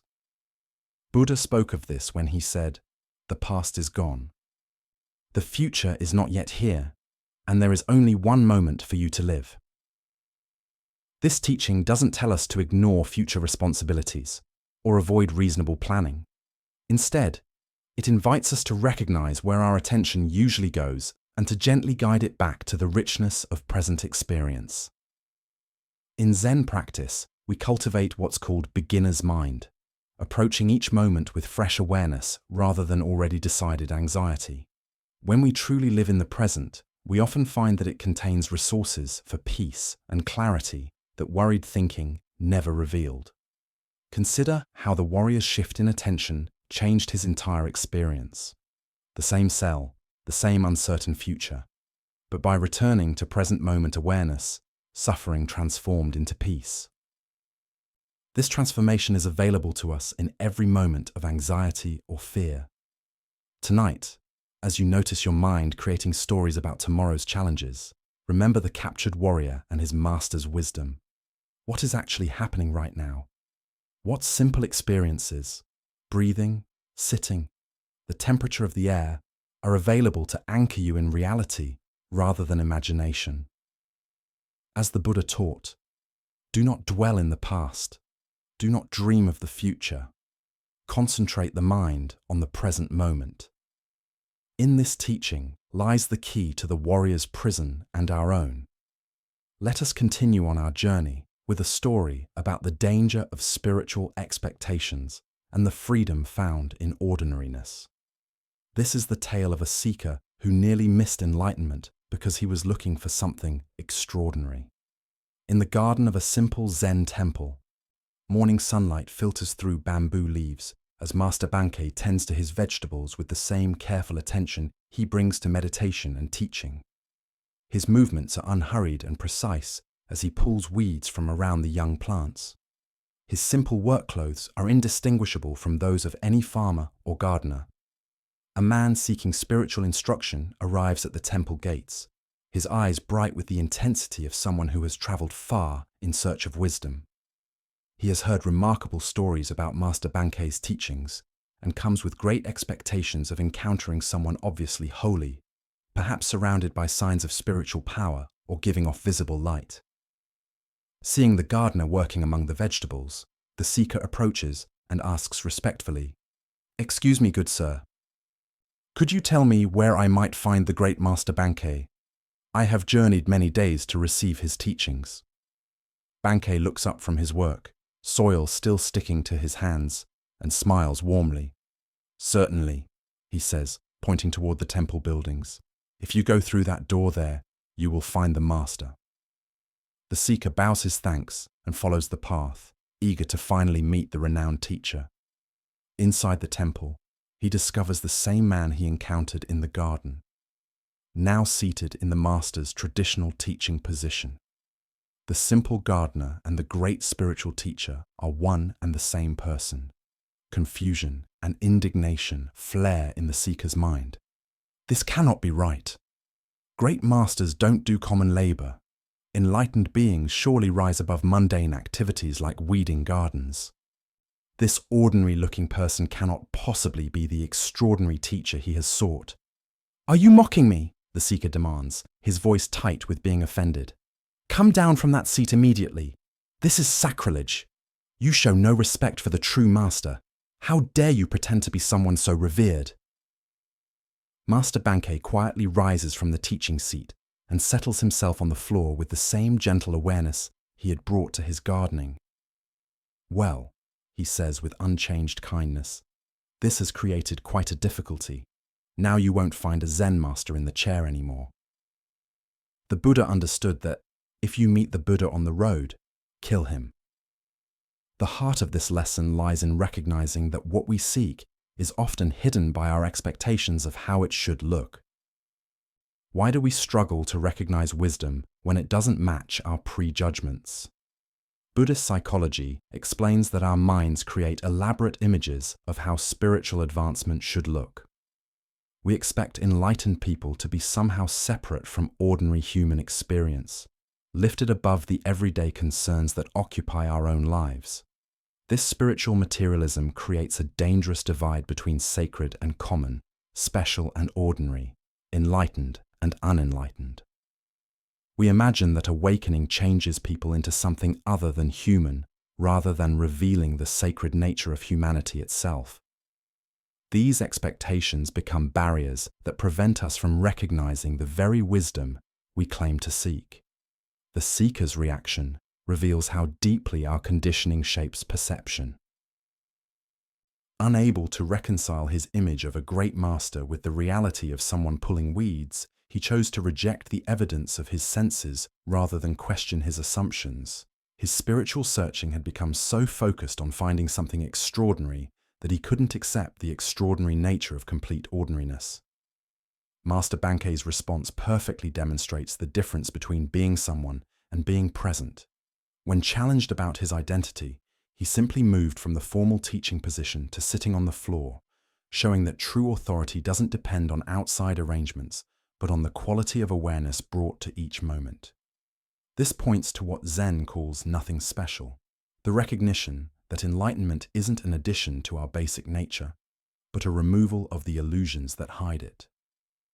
The gardener master wasn't playing roles. He was simply present with whatever activity life required, whether pulling weeds or offering teachings. Think about how often you might miss valuable guidance because it doesn't arrive in the expected package. Perhaps wisdom speaks through your child's innocent observation, your colleague's casual comment, or your own spontaneous insight during mundane activities. How many masters do we overlook because they appear too ordinary to take seriously? The Buddha taught, "Look within. You are the Buddha." This isn't metaphorical flattery, but practical instruction. The awakened nature we seek in others already exists within our own awareness, waiting to be recognized beneath our mental ideas about what enlightenment should look like. Zen teacher Charlotte Joko Beck reminded her students that spiritual practice isn't about becoming someone special, but about being willing to be completely ordinary. We are not trying to have special experiences, she taught, but to realize the specialness of all experience when met with clear awareness. The greatest spiritual trap may be the belief that awakening will make us different from who we fundamentally are. This creates endless searching for transformation, rather than recognition of what's already present. True spirituality often looks remarkably like wholehearted involvement with ordinary life. Master Bankei's gardening wasn't separate from his spiritual realization, but an expression of it. Pulling weeds with complete attention is no less sacred than sitting in meditation. Teaching profound truths is no more enlightened than tending vegetables with care and presence. Tonight, as you notice your expectations about how wisdom should appear, can you remain open to recognizing it in unexpected forms? Perhaps the guidance you're seeking is already present in the most ordinary moments of your life, waiting only for the humility to receive it without requirements about how it should look. As the Buddha said, 3 things cannot be long hidden: the sun, the moon, and the truth. Sometimes the truth hides in plain sight, disguised as nothing special at all. Let us continue on our journey with a tale of a master who discovered profound wisdom through childlike simplicity. This is the story of Great Fool, whose very name became his teaching. Yamamoto Yasuo lived as a wealthy scholar of ancient Japanese literature, respected for his expertise in classical poetry and his passionate devotion to traditional culture. Seeing what he perceived as the decline of sacred values in his society, he wrote an impassioned book titled The Reality of the Gods and ended his own life in protest, hoping to awaken others to what was being lost. He left behind substantial wealth and 5 children, 4 sons and 1 daughter, expecting his eldest son to inherit the family fortune and continue the family legacy. But the eldest son had a spirit that could not be held by conventional expectations. The wealth, the social position, the scholarly reputation, none of these held any appeal for him. The young man looked at his inheritance and saw only golden chains that would tie him to a life his soul rejected. Without ceremony or explanation, he gave away everything his father had collected, changed his name to Great Fool, and set out to discover what lay beyond material safety and social approval. At 22, this self-named fool began wandering in search of a true teacher. He had no money, no connections, no credentials, only a burning desire to understand the deepest truths of existence. After much searching, he found a Zen master who could guide him and threw himself into intensive study and practice. Within a few years of concentrated effort, he achieved the realization that had escaped him in his former life of comfort and learning. But instead of settling into the role of accomplished monk, Grateful resumed his wandering. For more than 20 years, he traveled throughout the country, visiting various Zen masters to deepen and test his understanding. He sought not fame or position, but the continued polishing of his insight through contact with awakened beings. When he finally returned to his home province, Grateful established himself in a humble hut. His appearance shocked those who remembered the wealthy young heir. He wore a robe made entirely of patches, survived on simple gruel, and owned only a single bowl, which served every conceivable purpose. He used this one vessel for grinding bean paste, cooking his meager meals, and washing his hands and feet. To observers, he appeared to have lost everything of value. Yet Grateful had discovered something precious that his former wealth could never have purchased, a love of pure genuineness that drew him irresistibly to children. Wherever he went, groups of children would gather around him for games of kickball and hide and seek. His delight in their company was infectious, and they responded to his presence with the natural trust that children reserve for those whose hearts are completely open. One day, during a game of hide and seek, Grateful found his hiding place and closed his eyes, waiting to be discovered. But children being children, they eventually grew tired of the game and wandered home for dinner, completely forgetting about the monk hidden in their midst. Grateful remained motionless in his hiding spot until nightfall, when a passerby discovered him and asked what he was doing. "I'm playing hide and seek with the children," Grateful replied with perfect seriousness. "I'm waiting for someone to find me." The passerby explained that the children had gone home hours ago, but Grateful showed no embarrassment at being left behind. He accepted this information with the same calmness he brought to everything else, neither angry at the children for forgetting him, nor ashamed of his apparently foolish commitment to their game. When people asked why he spent so much time with children, Grateful's answer was always the same: "I love their genuineness, their complete lack of falsehood." Despite his appearance of poverty and simplicity, Grateful's calligraphy became famous throughout the region. Many wealthy patrons approached him with requests for his artistic work, offering substantial payments, but he had developed an uncanny ability to sense the motivation behind each request, accepting only when he felt the person's sincerity matched his own. Whenever children asked him to write something, anything, he would immediately take up his brush with joy, never refusing their requests, regardless of how simple or seemingly meaningless. Grateful often shared his philosophy with visitors. "There are 3 things I very much dislike: the poetry of poets, the writing of writers, and the cuisine of cooks." By this he meant that when people become too aware of their skills and too complex in their methods, they often lose the natural spontaneity that makes their work truly alive. The Buddha understood that, in the sky, there is no distinction of east and west. People create distinctions out of their own minds and then believe them to be true. What emerges from Grateful's story is the profound teaching that wisdom often requires us to become foolish by the world's standards in order to rediscover what authenticity actually means. Why do we lose touch with our natural genuineness as we mature? Zen Buddhism points to the ways that social conditioning gradually teaches us to act out our identity rather than simply being ourselves. We learn to say what others want to hear, to present images that gain approval, to hold back spontaneous responses that might seem inappropriate or unsophisticated. Grateful's attraction to children reveals something essential about awakened consciousness. Children haven't yet learned to edit their responses for social acceptability. They express joy when they feel joyful, curiosity when something interests them, and affection without calculating. This unfiltered authenticity represents not immaturity, but a kind of wisdom that most adults spend lifetimes trying to recover. The single bowl that served all purposes becomes a beautiful symbol for the unified simplicity that emerges when we stop dividing life into separate compartments. When we drop the artificial distinctions between sacred and common, proper and improper, sophisticated and simple, we discover that one open heart can meet every situation with the appropriate response. His willingness to remain hidden while the children forgot about him demonstrates what Zen calls great patience. the ability to be fully present to whatever is happening without needing it to be different. Most adults would have felt foolish and come out of hiding. But Grateful's commitment to the game was absolute. His patience wasn't passive, but actively loving, trusting that staying true to his word mattered more than avoiding awkwardness. Consider your own relationship to complexity and social appropriateness.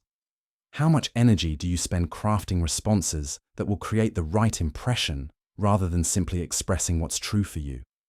What would shift if you trusted that your genuine responses, however simple or unpolished, might actually touch others more deeply than your carefully constructed presentations?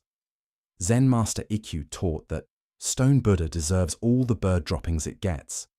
This points to the same truth Grateful showed, that real spirituality isn't about keeping a pure, elevated image, but about remaining genuinely present to life as it actually unfolds, messiness and all.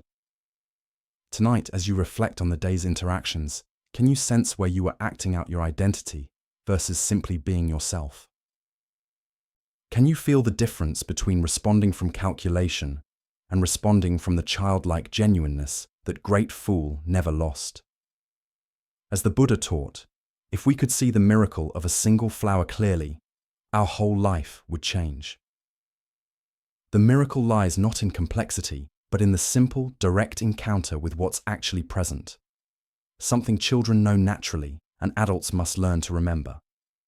Our next story reveals a profound truth about the nature of genuine gratitude and the difference between social custom and authentic appreciation. This is the unending thank you. Master Sengai was known throughout his community for many qualities: his wisdom, his compassion, his quick wit. But he was also notorious for one peculiar habit. He never thanked people. Not once, not ever. This strange characteristic puzzled and sometimes offended those who encountered him, particularly those who went out of their way to help him. One grey, rain-soaked afternoon, as Master Sengai walked through the narrow streets near his temple, disaster struck. The leather strap of his traditional wooden getter sandal snapped, leaving him stranded on the muddy road with one foot bare and the other still lifted on the remaining sandal. He stood there momentarily, rain dripping from his robes, thinking about this small problem. A kind woman who ran the local tofu shop saw his distress from her storefront. Without hesitation, she closed her shop, hurried through the rain to the nearest vendor, purchased a replacement strap with her own money, and ran back to where the master stood waiting. Kneeling in the mud, despite her clean apron, she carefully replaced the broken strap, ensuring the sandal was secure and comfortable. Master Sengai watched this entire display of generosity in silence. When the woman finished her work and looked up expectantly, perhaps hoping for some acknowledgement of her kindness, the master simply adjusted his robes, tested the repaired sandal, and walked away without a single word of gratitude. The woman stood in the rain, bewildered and increasingly angry. Days passed, then weeks, and whenever she encountered the master in the streets or at community gatherings, he would nod politely, but never once mentioned her act of kindness or offered the thanks she felt she deserved. Finally, her frustration grew too much. To anyone who would listen, she complained bitterly. Everyone praises Master Sengai for being such a worthy man. But he isn't anything of the sort. On that rainy day when his sandal broke and he was really in trouble, I went and bought him a new strap and replaced it myself, getting muddy and wet in the process. But he never thanked me, not then, not ever. I can't imagine a more ungrateful person. Her complaints eventually reached the ears of an acquaintance who was curious enough about this story to visit Master Sengai at the temple. "Master," he said, "there's a woman in town who's very upset because you never thanked her for helping you with your broken sandal." Sengai looked up from his tea with eyes that held both playfulness and deep understanding. "When people finish saying thank you," he replied quietly, "that's the end of the matter right there. The gratitude is expressed, received, and forgotten. But I intend never to forget her kindness as long as I live. As the Buddha observed, Gratitude is not only the greatest of virtues, but the parent of all others. The heart of this lesson lies in understanding the difference between appreciation that is just an act and gratitude that is truly alive. This tale reveals a surprising truth about how we typically handle kindness and appreciation in our daily lives. We have been trained to believe that gratitude is mainly a social exchange, a debt that must be acknowledged verbally and then considered settled. We thank the cashier, file away the interaction as complete, and move on without another thought. But what if true gratitude works differently? What if authentic appreciation isn't something we express once and forget, but something we carry as a living awareness that continues to influence how we move through the world? Zen teachings show another pattern we rarely examine: our tendency to treat kindness like a product. When someone helps us, we feel obligated to pay them back with thanks, gifts, or return favors. Once this social debt is settled, we consider ourselves free from any ongoing connection to their generosity. This transactional approach to kindness turns beautiful human moments into emotional business. We can observe this dynamic in our modern relationships. How often do we offer quick, automatic thank yous that satisfy social expectations, but don't come from genuine appreciation? How frequently do our expressions of gratitude serve more to get rid of our sense of obligation than to honor the gift we received?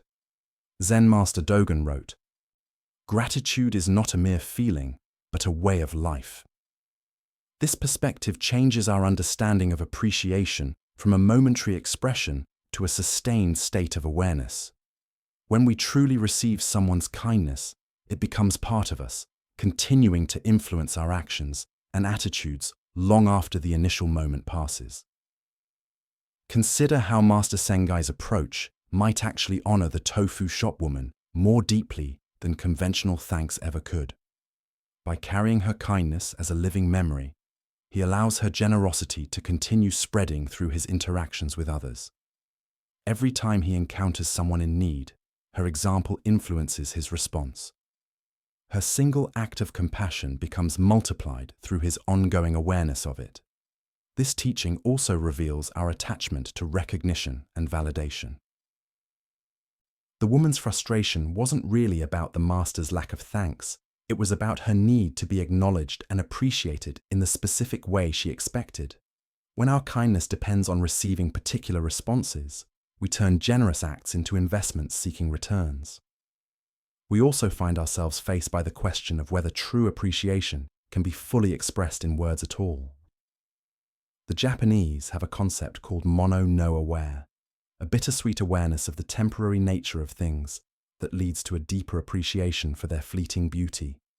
Perhaps Master Sengai understood that the tofu woman's kindness belonged to this realm of experiences too profound for conventional expression. Tonight, as you recall acts of kindness you've received recently, can you sense the difference between gratitude as social duty and gratitude as living awareness? What would it mean to carry these gifts not as debts to be paid off, but as treasures that continue to enrich your understanding of human goodness? The Buddha taught, "Let us be grateful to the people who make us happy. They are the charming gardeners who make our souls blossom." In cultivating this deeper appreciation, we discover that true gratitude is not something we give to others, but something that transforms us from within, making us more generous, more aware, and more connected to the continuous flow of kindness that moves through human life. As we continue our journey through the wisdom of Zen Buddhism, let us turn to a teaching about the temporary nature of all our possessions and positions. This is the story of the inn that calls itself a palace. In ancient India, a renowned spiritual teacher had spent many years wandering from village to village, sharing the Buddha's teachings with anyone who would listen. His reputation for wisdom and compassion had spread throughout the land, reaching even the ears of kings and nobles. One day during his travels, he arrived at the capital city of a great kingdom, where a magnificent palace rose above the bustling streets like a jeweled crown. The palace was truly a wonder to behold. Its walls were constructed of the finest marble, inlaid with precious stones that caught and reflected the sunlight in brilliant cascades of color.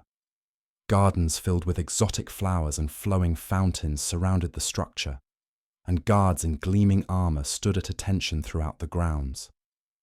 It was clearly the dwelling of someone who commanded immense wealth and power.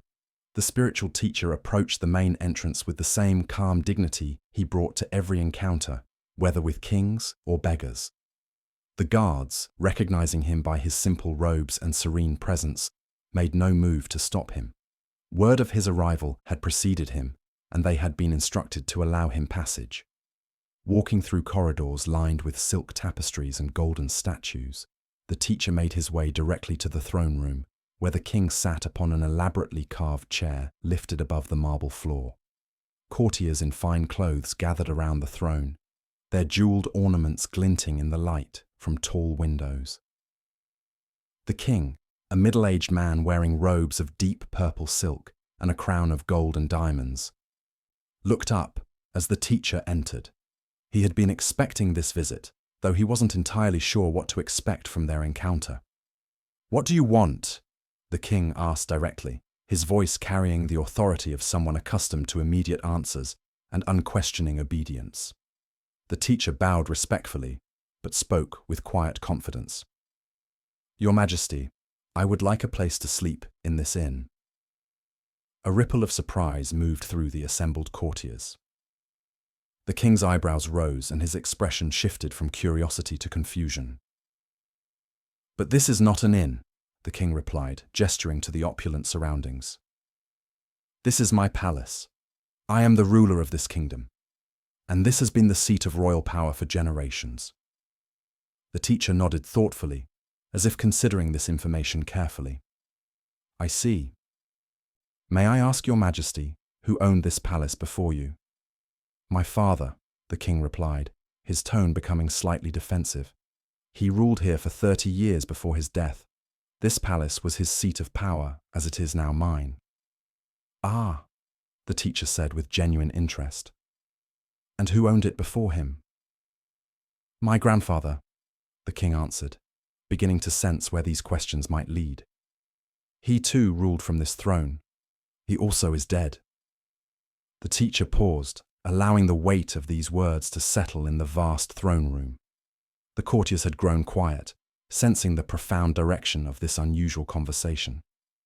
Even the king found himself waiting, almost despite himself, for the teacher's response. Finally, the teacher spoke with gentle clarity that seemed to fill every corner of the ornate room. "And this place where people live for a short time and then move on, did I hear you say that it is not an inn?" The silence that followed was complete. The king sat motionless on his throne, the teacher's words penetrating layers of assumption and identity he had never questioned. The courtiers remained frozen, as if witnessing something beyond their normal understanding of royal protocol and worldly power. The Buddha taught, "All conditioned things are impermanent. Work out your salvation with diligence." This profound truth reveals itself in the teacher's penetrating question about the inn that calls itself a palace. Why do we cling so fiercely to possessions and positions that are by their very nature temporary? Zen Buddhism explains that our attachment to permanence creates suffering because it conflicts with the fundamental reality of impermanence. Everything we think we own, including our own bodies and identities, we hold only temporarily. Look deeply at your own experience. The house you call yours, the car you drive, the job title you carry, the bank account balance you monitor. All of these are temporary arrangements. You live in them for a period of time, then move on, just as others lived in them before you and will live in them after you. This doesn't mean we should become uncaring about our responsibilities or careless with our possessions. Rather, it invites us to hold them more lightly, recognizing their transient nature.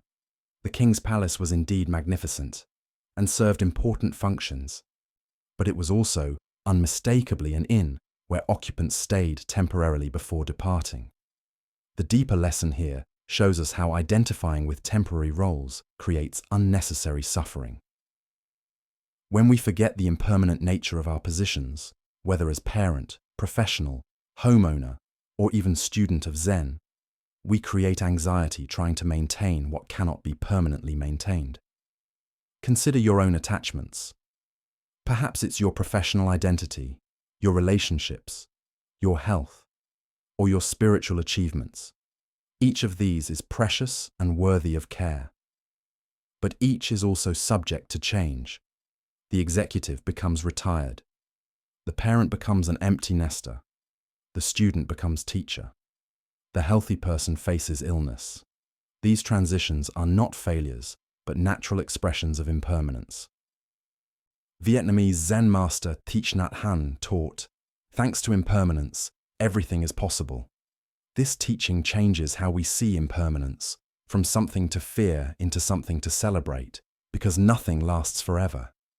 Suffering states can transform into joy. Closed hearts can open to love. And even the most rigid patterns can shift toward wisdom. In Zen practice, we cultivate what's called non-attachment, caring deeply while holding lightly. This doesn't mean we become cold or indifferent, but that we learn to love without clinging, to work without grasping, and to enjoy without demanding permanence. The spiritual teacher's insight breaks through the illusion that any of us are permanent owners of anything. We are all temporary guests in the inn of existence, borrowing our roles and possessions for the brief time we inhabit them. This recognition can bring either despair or profound liberation, depending on how we receive it. Buddha spoke of this when he said, "Everything is impermanent. Try to accomplish as much virtue as possible." This teaching encourages us not to waste our temporary time in the inn, but to use it wisely, cultivating love, wisdom, and compassion while we have the opportunity. Tonight, as you rest in your own temporary dwelling, surrounded by your own temporary possessions, can you feel the profound freedom that comes with recognizing their transient nature? Can you sense how this recognition might actually increase your appreciation rather than diminish it? As the Buddha taught, of all footprints, that of the elephant is supreme. Similarly, of all meditative themes, that on death is supreme. By remembering the temporary nature of our stay in this inn called life, we discover the urgency and preciousness of each moment we are given to practice love and awareness. Now let us explore a Zen story about the traps we create through our own grasping. This teaching comes to us through the ancient wisdom of those who observed both human nature and the natural world with equal clarity. In the tropical forests of Southeast Asia, where coconut palms sway in the ocean breeze and monkeys chatter among the emerald canopy, local hunters developed a clever method for capturing these agile creatures. The technique required no violence, no speed, and no superior strength. Instead, it relied upon understanding a fundamental aspect of the monkey's nature that would become its undoing. The hunters would select a coconut and carefully hollow out its interior through a small opening, leaving just enough space for their trap. Into this hollow chamber, they would place a handful of sweet rice. Its aroma was irresistible to any hungry monkey. The opening was crafted with precise dimensions, large enough for a monkey's open hand to reach inside, but too small for a clenched fist to withdraw. When a curious monkey discovered this strange coconut attached to a tree, it would investigate by reaching inside for the rice. The moment its fingers closed around the grains, it became trapped, not by any external force, but by its own unwillingness to release what it had grasped. The monkey could have freed itself instantly, simply by opening its hand and letting go of the rice. But this solution seemed impossible from within its limited perspective. The hunters would find these monkeys sitting by their traps, sometimes for hours, pulling frantically at their trapped hands, while refusing to release the very thing that held them captive. The rice that had promised nourishment became the source of their captivity. Their natural intelligence, so evident in other situations, seemed to abandon them when faced with the simple choice between holding on and letting go. What made this trap so effective wasn't its physical structure, but its psychological design. It transformed the monkey's own grasping nature into the mechanism of its capture. The stronger the monkey pulled, the more trapped it became. The tighter it gripped the rice, the more impossible escape appeared. The Buddha taught, "You only lose what you cling to." This profound teaching points directly to the monkey's predicament and our own. The story shows how our attachments, no matter how seemingly small or justified, can become the very prisons that limit our freedom. Why do we hold so tightly to things that ultimately restrict our movement through life? Buddhist psychology identifies this pattern as the root of much human suffering. Our minds, like the monkey's instincts, are conditioned to grab what appears beneficial and hold on regardless of consequences. We close our mental fists around possessions, relationships, identities, opinions, and even spiritual experiences, believing that our security depends on our grip strength. This grasping operates across every dimension of human experience. We cling to past versions of ourselves that no longer serve our growth. We hold on to resentments that poison our present happiness. We grasp at relationships beyond their natural seasons. We clutch at achievements and possessions as if they could provide lasting security. We even grip our spiritual insights so tightly that they become obstacles to further awakening. The coconut trap reveals how what we think will nourish us can become what confines us. The rice represents all those things we convince ourselves we cannot live without. Perhaps it's a particular lifestyle, a specific role or identity, a certain level of comfort, or even an image of how our spiritual journey should unfold. Like the monkey, we often cannot see that our freedom lies in simply opening our hand. Master Hangbo taught, "Nothing is gained by addition. Nothing is lost by subtraction." This points to the liberating truth that our essential nature cannot be enhanced by accumulating things or diminished by releasing them.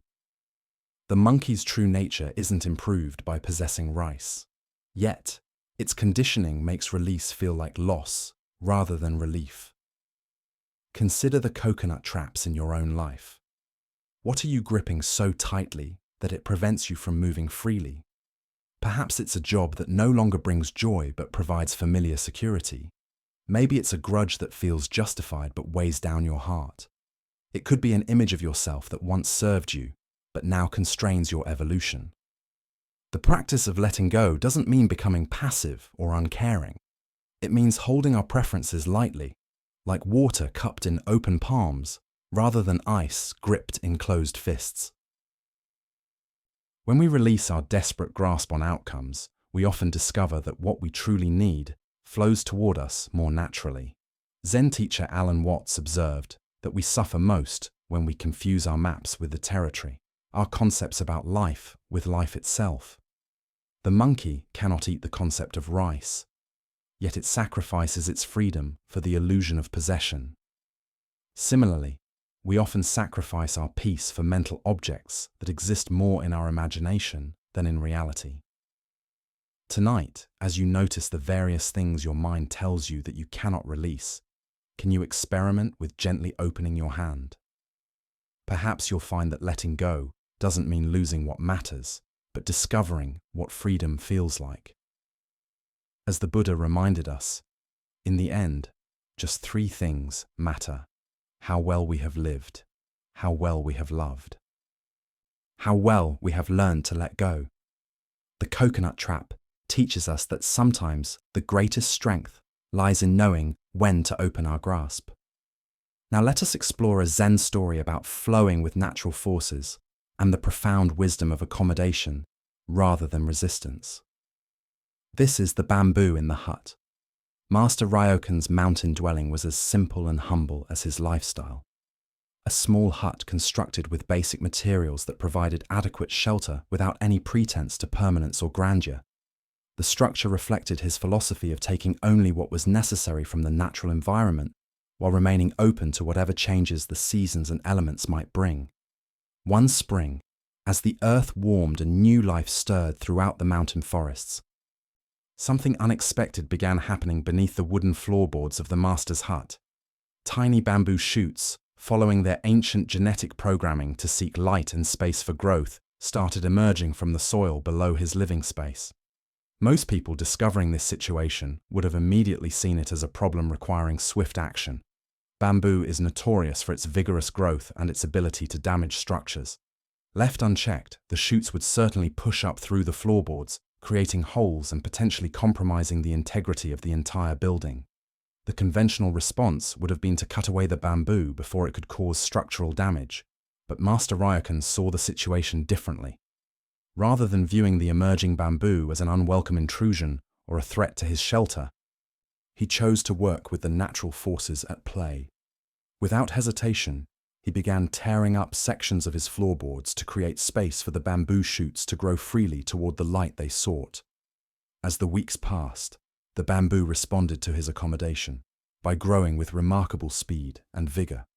The shoots rose higher and higher, soon reaching the ceiling of the small hut and pressing against the roof beams. Again, most people would have seen this as the point where drastic action became necessary. Either the bamboo had to be cut or the dwelling would be destroyed. Once again, Master Ryokan chose accommodation over resistance. He carefully removed sections of his roof to allow the bamboo to continue its upward growth, creating openings that let the shoots emerge into the open air above his living space. The bamboo responded by growing through the roof and continuing to reach toward the sky. The final result of this process was remarkable. Master Ryokan found himself living in a hut where living bamboo grew up through the floor and extended through the roof, creating a unique dwelling that was part human construction and part natural forest. Rather than seeing this as a compromised or damaged living situation, he embraced it as an enhancement that brought him into even more intimate contact with natural processes. Untroubled by what others might consider a highly irregular living arrangement, Master Ryokan simply continued his daily practices of meditation, study, and contemplation. He sat in zazen beneath the living bamboo that now shared his dwelling space, finding that their presence added a quality of natural aliveness and seasonal awareness that conventional architecture could never provide. The bamboo became his intimate companions, growing and changing with the seasons, rustling softly in the wind, and creating patterns of light and shadow that shifted throughout the day. What had begun as a potential problem had been transformed through his willingness to accommodate natural forces into an enhancement of his simple mountain life. As the Buddha observed, nothing is permanent except change. This teaching relates profoundly to our ability to flow with natural processes rather than rigidly defending our constructed plans and arrangements against the inevitable forces of growth and transformation. This ancient wisdom shows our typical approaches to unexpected changes in our carefully organized lives. Most of us invest tremendous energy in creating structures, physical, emotional, professional, social, that we then feel compelled to defend against any forces that might alter them. We treat change as disruption rather than opportunity, as problems to be solved rather than invitations to discover new possibilities. Master Ryokan's response to the bamboo demonstrates a radically different relationship with the unexpected. Rather than seeing the shoots as invasive problems threatening his security, he recognized them as natural expressions of life force seeking room to grow. His accommodation of their needs led to a living situation that was far more interesting and dynamic than his original static dwelling. Why do we typically resist natural processes of growth and change even when they might lead to improvements in our circumstances? This resistance often stems from our attachment to predictability and our fear that any deviation from our plans will lead to chaos or loss of control.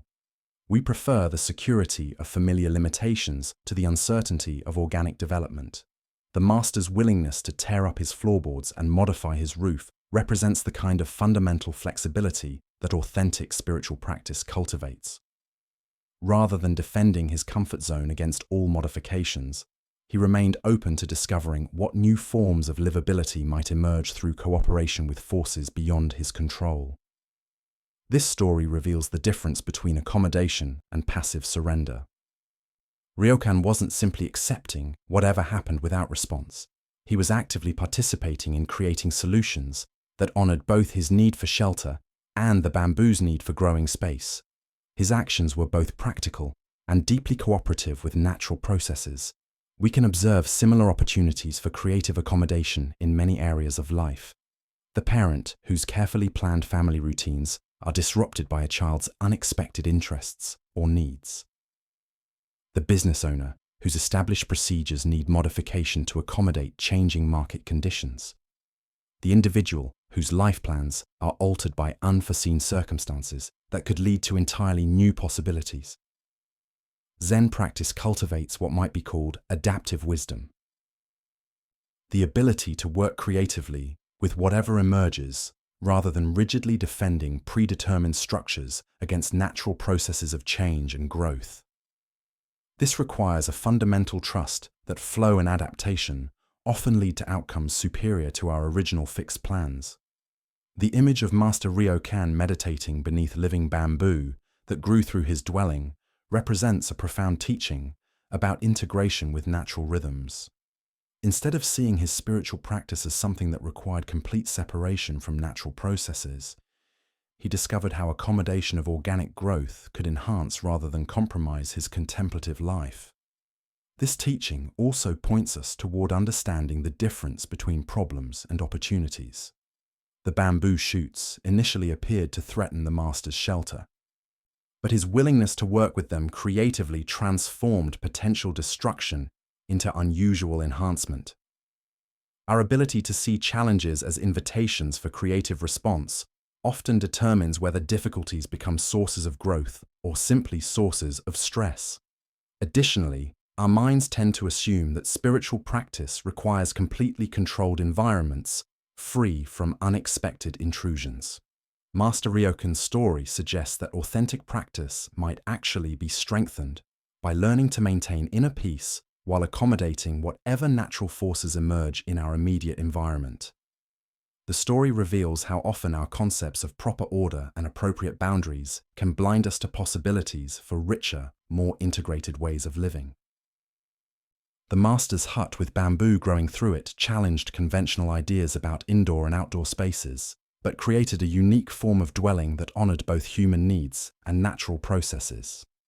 Beyond this, there emerges a teaching about the creativity that can emerge when we stop fighting against what wants to happen and instead ask how we might work with emerging forces to create something neither we nor they could have achieved independently. Tonight, as you consider areas of your life where unexpected changes or growth are challenging your established routines and structures, can you identify opportunities for creative accommodation rather than rigid resistance? What would it mean to tear up a few floorboards to make room for natural processes that might enhance rather than threaten your overall well-being? Buddha's wisdom reminds us, the wise find pleasure in water, virtue in mountains, and wisdom in forests. By learning to live in harmony with natural forces rather than constant opposition to them, we discover forms of security and satisfaction that rigid control can never provide. The deep peace that comes from flowing with life rather than constantly struggling against it. Let us now turn to a tale about the nature of faith and self-doubt. This is the story of the wishing tree. A poor man walks slowly through a dense forest, his shoulders heavy with worry, bills unpaid, relationships strained, dreams put off. Each step seemed to echo with the weight of his many troubles. The tree branches above filtered the sunlight into gentle patterns on the forest floor, but he noticed none of this beauty. His mind churned endlessly through his problems, each thought leading to another worry, another reason why his life felt so difficult. Exhausted from walking and thinking, he stopped to rest against what appeared to be an ordinary tree. Its trunk was wide and welcoming, its bark smooth against his back. As he leaned there, catching his breath, he realized how thirsty he had become. "I wish I had something to drink," he mumbled to himself. Instantly, as if materializing from thin air, a cup of cool, clear water appeared in his hand. He stared at it in disbelief, turning the cup this way and that, examining it for some trick or illusion. The water looked pure, inviting. Tentatively, he brought it to his lips and drank. It was the most refreshing water he had ever tasted, cool and sweet, exactly what his dry throat needed. "That was strange," he said aloud. But his stomach chose that moment to growl with hunger. Almost without thinking, He wished for food. A simple but nourishing meal appeared before him on a wooden plate. Fresh bread, ripe fruit, and vegetables that looked as if they had just been harvested. The aroma made his mouth water. He ate slowly, marveling at each bite. "My wishes are being granted," he whispered in amazement. The realization sent a thrill through his entire body. "Well then," he said with growing excitement, "I wish for a beautiful home of my own." Before his eyes, in the meadow just beyond the tree, a magnificent house materialized. It was everything he had ever dreamed of. Spacious rooms filled with light, comfortable furniture, gardens blooming with flowers. His heart raced with joy as he stood and approached his new home. "If I have such a house," he reasoned, "I'll need help to maintain it." He wished for servants, and immediately several kind-faced people appeared, bowing respectfully and asking how they might serve him. The man laughed with delight, hardly believing his incredible fortune. "And what good is a beautiful home without someone special to share it with?" He wondered aloud. He wished for a beautiful, loving, intelligent woman to be his companion. A radiant woman appeared beside him, her eyes warm with affection, her smile gentle and knowing. But as she took his hand, something shifted in the man's mind. The rational voice that had whispered doubts throughout his life suddenly grew louder. "Wait a minute," he said, stepping back from the woman. "This is ridiculous. I'm not this lucky. Things like this don't happen to people like me. This can't be real." As the words left his mouth, everything began to fade. The woman's loving smile dissolved first, then the servants, then the beautiful house, and finally even the simple meal he had enjoyed. He found himself alone again, leaning against what now seemed like an ordinary tree, with nothing but his original troubles for company. He shook his head knowingly. "I knew it," he muttered, and walked away through the forest, his mind immediately returning to the familiar patterns of worry and complaint that had occupied him before. Buddha's wisdom reminds us, we are what we think. All that we are arises with our thoughts. With our thoughts, we make the world. The heart of this lesson lies in understanding the creative power of belief and the self-sabotaging nature of doubt. Why do we so readily dismiss the good that comes into our lives? Zen Buddhism points to a deeply conditioned pattern in the human mind, the tendency to trust our limitations more than our possibilities. We become so familiar with struggle, so identified with our problems, that abundance feels foreign, even threatening to our sense of self. Consider how often throughout your day you might receive unexpected kindness, notice surprising beauty, or encounter opportunities that could transform your circumstances. How quickly do you dismiss these gifts as coincidence, luck, or too good to be true? This automatic doubt often causes us to literally walk away from the very blessings we've been seeking. The wishing tree represents the responsive universe that Zen teaches us about, a reality that mirrors back our deepest beliefs about what we deserve and what's possible. When we approach life with trust and openness, we often discover resources and opportunities that were always available but previously invisible to us. When we approach with cynicism and self-doubt, these same possibilities seem to vanish. The man in the story had access to everything he needed, but his conditioning told him that someone like him couldn't possibly be worthy of such gifts. His belief in his own limitations became more powerful than the evidence of his senses. This is the tragedy of self-doubt. It causes us to abandon the very solutions to our problems. Zen teacher Suzuki Roshi said, "Each of you is perfect the way you are, and you can use a little improvement." This paradox points to the balance between accepting our inherent worth while remaining open to growth.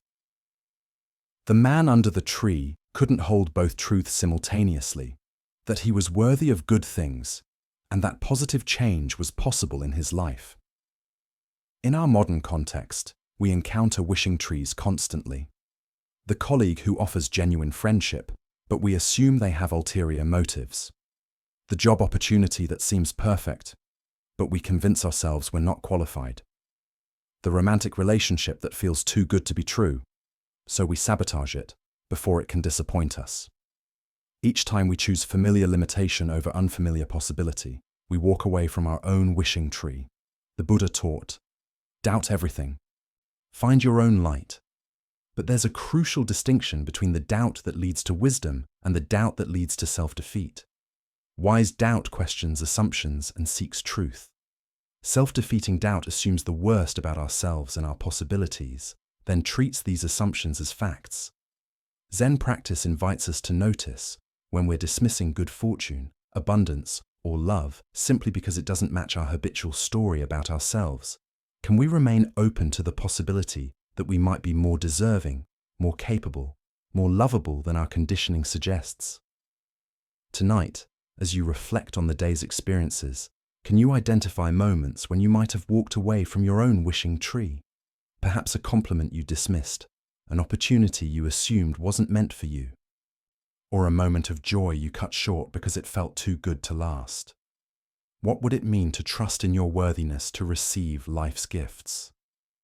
As the Buddha observed, thousands of candles can be lighted from a single candle, and the life of the candle will not be shortened. Happiness never decreases by being shared. The wishing tree's magic isn't diminished by granting wishes. It's fulfilled by them. And our capacity to receive life's blessings isn't diminished by accepting them. It's expanded. Let us explore a story about the difference between true compassion and religious display. This is the Temple Gate. In ancient Japan, there lived a wealthy merchant named Heizaemon, whose heart overflowed with genuine concern for human suffering. Unlike many men of wealth who hoarded their fortunes, he spent his days seeking out opportunities to ease the pain of others. When winter brought hunger to poor families, Heizaemon ensured their children had rice. When floods washed away bridges, he funded their reconstruction. When illness struck the elderly, with no one to care for them, his resources provided medicine and comfort. His generosity was not the calculated charity of one seeking public recognition, but the natural response of a heart that could not bear to witness suffering. Villagers throughout the province knew his kindness, and his reputation for selfless benevolence spread far beyond his hometown. Even in his final will, Heizaemon directed that his wealth continue serving those in need long after his death, a legacy his children honored faithfully. One autumn morning, a Buddhist friar appeared at Heizaemon's door. The monk's robes were fine, his manner polished, and his request carefully rehearsed. "Honorable sir," the friar began with elaborate bows, "I have heard of your magnificent charitable works. Our temple requires a grand gate to properly welcome worshippers and display our devotion to the Buddha. Such a structure would bring great merit to your name and ensure your place in paradise." Heizaemon listened quietly, studying the monk's earnest face. When the friar finished his eloquent appeal, the merchant began to laugh, not mockingly, but with the gentle amusement of one who sees clearly through pretense. "Venerable monk," he replied, "I help people because I cannot bear to see them suffer. Tell me, what suffering does a temple without a gate endure? What pain does an absent gate cause the Buddha?" The friar stammered, unprepared for such directness. "But, sir, a temple gate shows respect, demonstrates our prosperity, attracts more followers." "Ah," said Heizaemon, still smiling.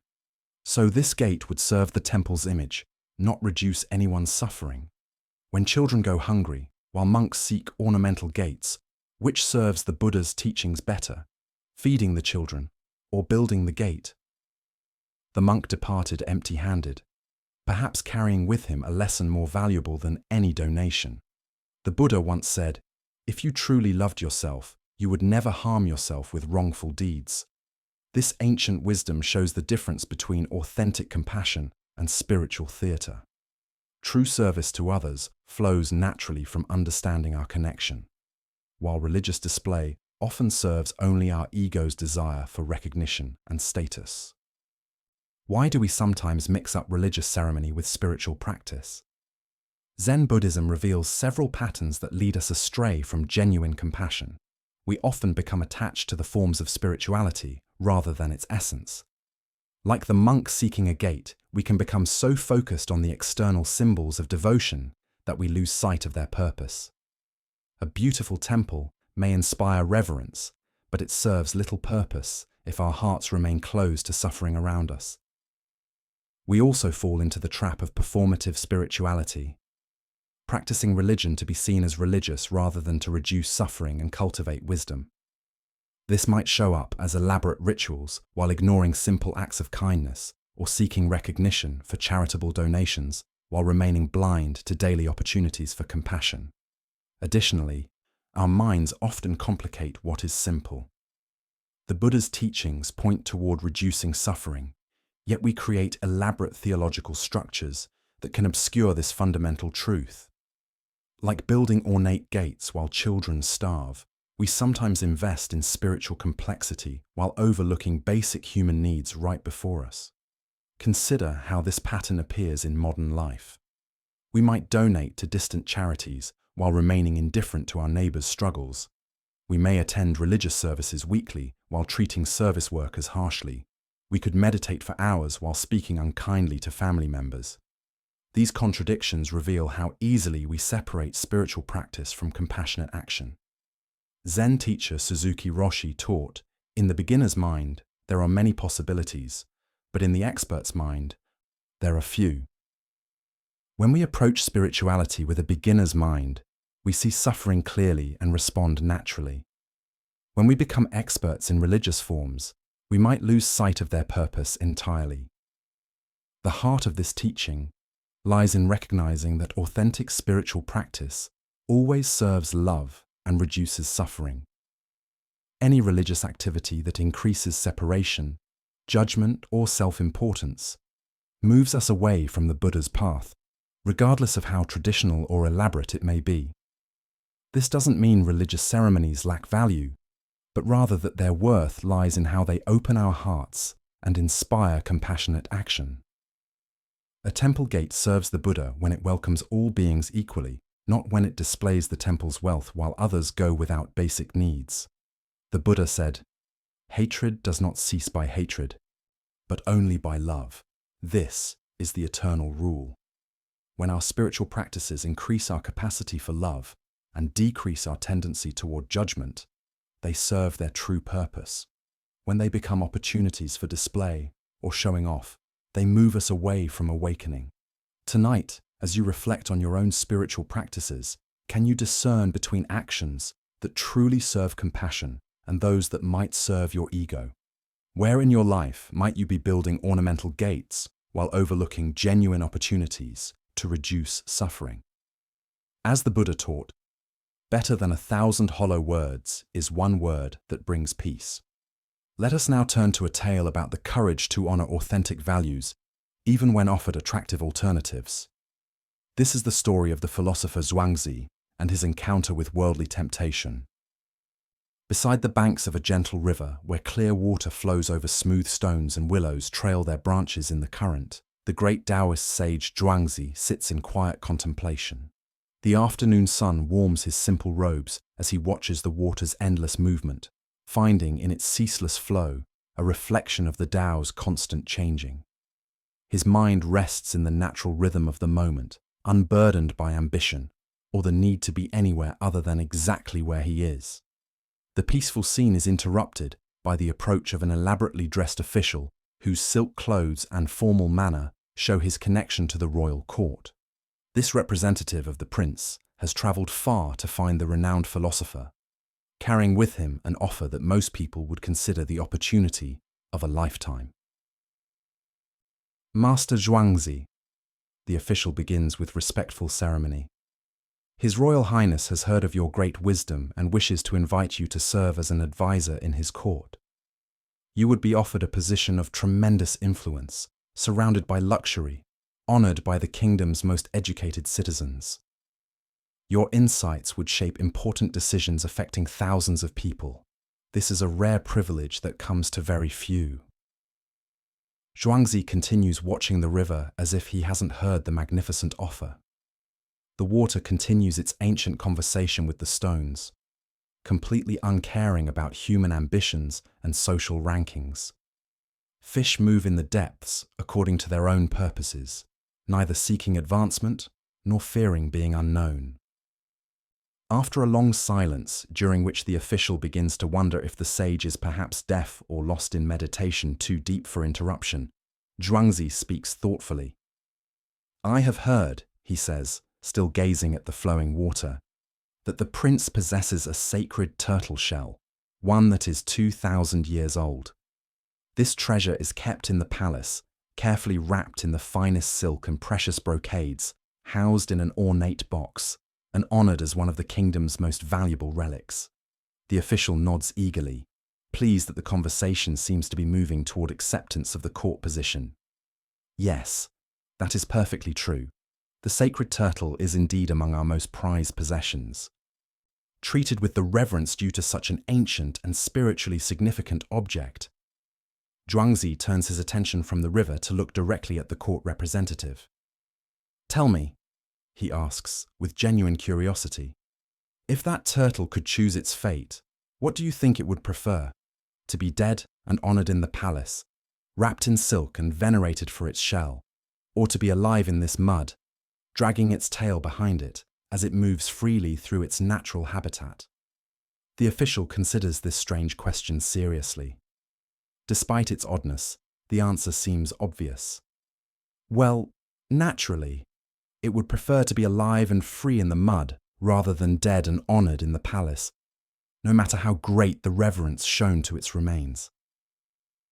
Zhuangzi smiles with gentle finality. "I too prefer to drag my tail in the mud. Good day to you, honored sir. The Buddha once said, 'Better than 1,000 hollow words is one word that brings peace.'" This ancient wisdom shows the choice between authentic expression and attractive performance that confronts everyone seeking to live with integrity. Why do we sometimes feel torn between opportunities that promise external recognition and paths that honor our inner truth? Buddhist psychology reveals that the ego constructs elaborate fantasies about how recognition, status, and influence will fulfill our deepest needs. These fantasies can become so compelling that we lose touch with what actually nourishes our spirit. Zhuangzi's response demonstrates what Taoists call following the natural way, making choices based on authentic nature rather than conditioned desires for advancement. His life beside the river, contemplating the Tao through direct observation of natural processes, provided exactly the kind of involvement that suited his temperament and purpose. The court position represented everything our achievement-oriented culture teaches us to value: prestige, influence, comfort, and social recognition. Yet the sage recognized that accepting such a role would require him to become someone fundamentally different from who he was, essentially dying to his authentic self in order to be honored as something else. This story speaks directly to anyone who has faced pressure to pursue opportunities that feel misaligned with their deeper calling. Perhaps it's a career advancement that would require compromising personal values. Maybe it's a social circle that offers status but demands constant performance. Possibly it's a lifestyle that provides security but stops creative expression. The turtle metaphor reveals the hidden cost of pursuing external recognition at the expense of authentic living. We can become so focused on how others perceive our achievements that we lose connection with our own experience of aliveness.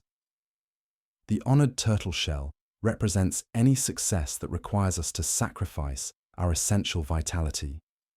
Buddhist teacher Ajahn Chah often reminded his students that true happiness comes from reducing desires rather than fulfilling them.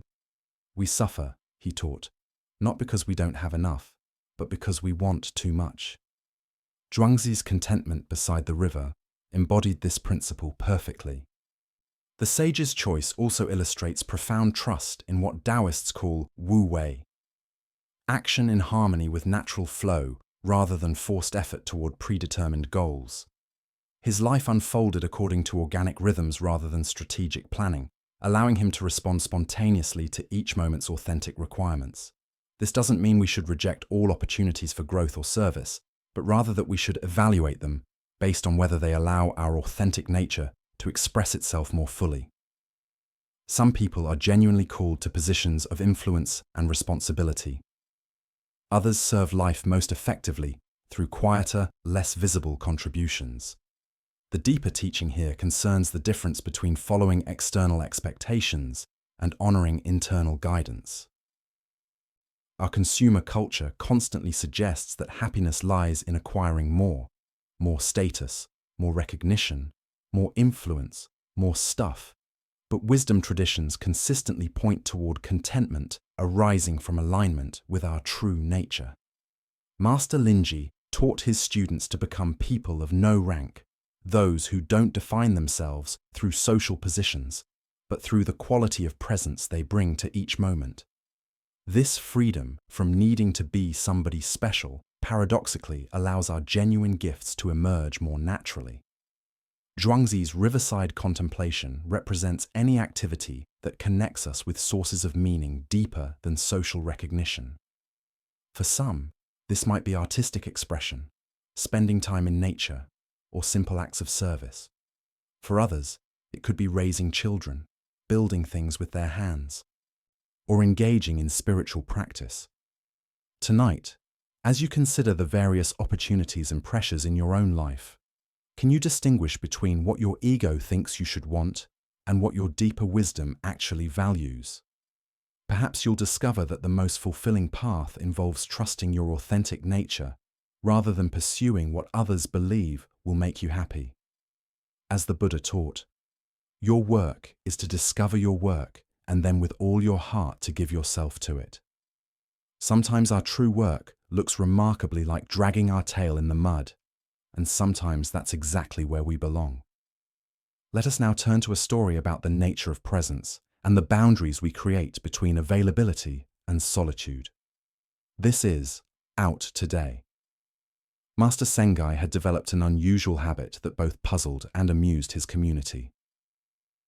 On certain days, without any clear pattern or warning, he would close the wooden gate to his temple living quarters and put up a simple, handwritten sign that read, "Out Today."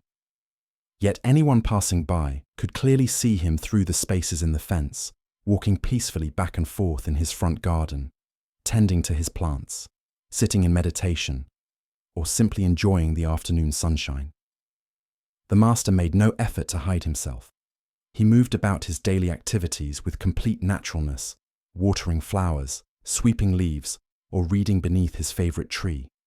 To any observer, he was obviously at home and available, making the sign's message seem like either a joke or a puzzle. One afternoon, a samurai official who had known the master for a long time happened to pass by the temple. Noticing Sengai clearly visible in his garden, the official approached the gate with a friendly smile and called out, "Your Reverence, I haven't seen you in some time. How have you been? I was hoping we might have a conversation." Master Sengai looked up from the chrysanthemums he was arranging and simply pointed to the sign posted clearly on his gate. "Please read what it says," he replied simply. The samurai, increasingly confused, gestured toward the master with obvious bewilderment. "But Your Reverence, you're clearly here, aren't you? I can see you right there in front of me. You must just be joking around." Sengai dismissed him with a gentle wave of his hand, his expression remaining perfectly serious. "That sign says I'm out. It's as true as anything can be." And with that declaration, he turned his attention back to his flowers, refusing any further conversation. The samurai stood at the gate for several more minutes, watching the master continue his gardening, trying to figure out this strange interaction. Finally, shaking his head in confusion, he departed, leaving Master Sengai to his peculiar form of absence. As the Buddha understood, peace comes from within. Do not seek it without. This teaching relates deeply to our modern struggle with the boundaries between being available and having an inner private space, between social duty and spiritual need. Why do we find it so hard to set clear limits around our inner availability, even when we are physically present. This story shows our complex relationship with being reachable and the guilt we often feel about not being constantly available for others' needs and expectations. In our always connected world, the pressure to be reachable all the time has become huge. Our phones buzz with constant demands for attention. Our email inboxes fill with urgent requests. Social media creates an expectation of immediate response and continuous involvement. We have lost the ancient wisdom of knowing when to be present and when to be out, regardless of our physical location. Master Sengai understood something profound about the nature of true availability. Being physically present doesn't automatically mean being internally available for meaningful interaction. Sometimes we need to be out from social involvement in order to be fully in with our inner work, our spiritual practice, or simply the time to restore our authentic self. This teaching also reveals our tendency to mix up physical presence with emotional or spiritual accessibility. How often do we assume that because someone is visible, they should automatically be available for our needs? How frequently do we ignore others' subtle signals that they need space simply because they haven't put up obvious barriers? Zen Master Yunmen taught, "Every day is a good day." This doesn't mean every day is right for the same activities or interactions. Some days are good for getting involved, others for being alone.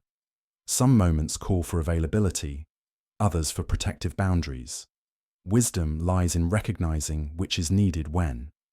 We can observe this in countless modern situations. The parent who loves their children deeply, but recognizes they need an hour of uninterrupted quiet time to remain emotionally available later. The artist who must protect their creative space from kind-hearted friends who don't understand the delicate nature of inspiration. The spiritual practitioner who needs to establish boundaries around their meditation time, even if others consider it selfish or antisocial. The samurai's confusion reflects our culture's discomfort with boundaries that aren't immediately logical or convenient for others. We want people's availability to match our schedules and needs rather than their own inner rhythms and requirements. When someone establishes a boundary that doesn't make sense to us, we often assume they're being arbitrary, unfriendly, or deceptive. This ancient wisdom shows another important distinction: the difference between isolation and conscious solitude. Master Sengai wasn't hiding from life or avoiding responsibility. He was claiming his right to be present with himself, to engage with his immediate environment without the added social interaction and conversation. Additionally, our minds tend to assume that availability is a moral duty rather than a conscious choice. We feel guilty for not being constantly accessible, as if our worth depends on our willingness to interrupt our own needs for others' convenience. This creates a pattern of resentment and being worn out that ultimately makes us less genuinely available when authentic connection is possible. The story also points us toward understanding the power of clear, simple boundaries. Master Sengai didn't offer complicated explanations or reasons for his unavailability.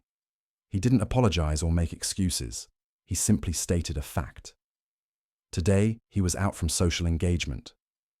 And this was as true and valid as any other truth. Tonight, as you consider your own relationship with being available and having boundaries, can you identify times when you might need to be out, even while physically present? What would it mean to honor your inner rhythms of involvement and solitude without guilt or long explanations? The Buddha said, "You yourself, as much as anybody in the entire universe, deserve your love and affection." Part of this self-love involves knowing when to be available to others and when to be available to yourself, trusting that both forms of presence serve the greater good. Let us now turn to a story about the misconceptions that can arise around spiritual practice and the true nature of awakening. This is the teaching of the tile and the mirror. In the quiet meditation hall of an ancient monastery, a dedicated student sits in perfect stillness. His posture is impeccable, his breathing regulated, his concentration focused with laser-like intensity. For hours each day, he maintains this practice, convinced that through sheer determination and disciplined effort, he will achieve the ultimate goal of his spiritual searching, to become a Buddha. The young monk's devotion is unquestionable. He rises before dawn, sits through the discomfort of aching legs and restless mind, and returns to his cushion again and again with unwavering commitment. In his understanding, meditation is the direct path to enlightenment, and sufficient hours of practice will inevitably produce the transformation he seeks. His Zen master observes this intense effort with interest. One afternoon, as the student enters another deep meditation session, the master quietly takes a ceramic roof tile and begins scraping it rhythmically against a large stone. The sound is persistent and somewhat jarring in the peaceful atmosphere of the temple grounds. For some time, the student tries to maintain his concentration despite the distraction. But as the scraping continues, curiosity eventually overcomes his meditative discipline. Opening his eyes, he watches his master working with apparent purpose, moving the tile against the stone with steady, repetitive motions. Unable to contain his puzzlement any longer, the student speaks respectfully. "Master, forgive my interruption, but may I ask what you are doing with that tile?" The Zen master looks up from his work with complete seriousness and replies, "I am polishing this tile until it becomes a mirror." The student stares in bewilderment. "But master, surely you know that no amount of polishing can transform a tile into a mirror. They are fundamentally different materials with entirely different properties. This seems impossible." The master nods thoughtfully and sets down the tile. "Indeed," he says, looking directly at his student, "how can you become a Buddha through meditation? If you are not already Buddha nature, no amount of sitting will create what isn't there." The Buddha taught, "Look within. You are the Buddha."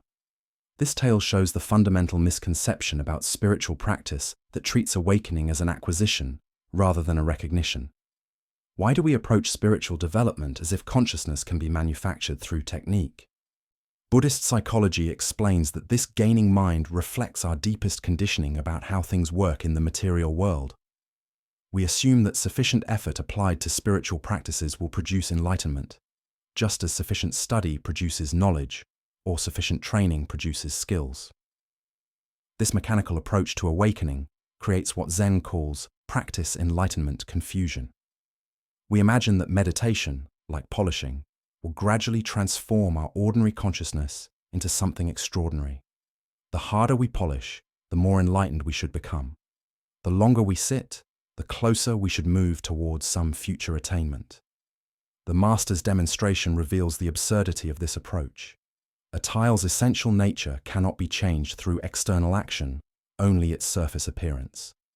Similarly, our Buddha nature cannot be created through practice because it's already the foundation of our being.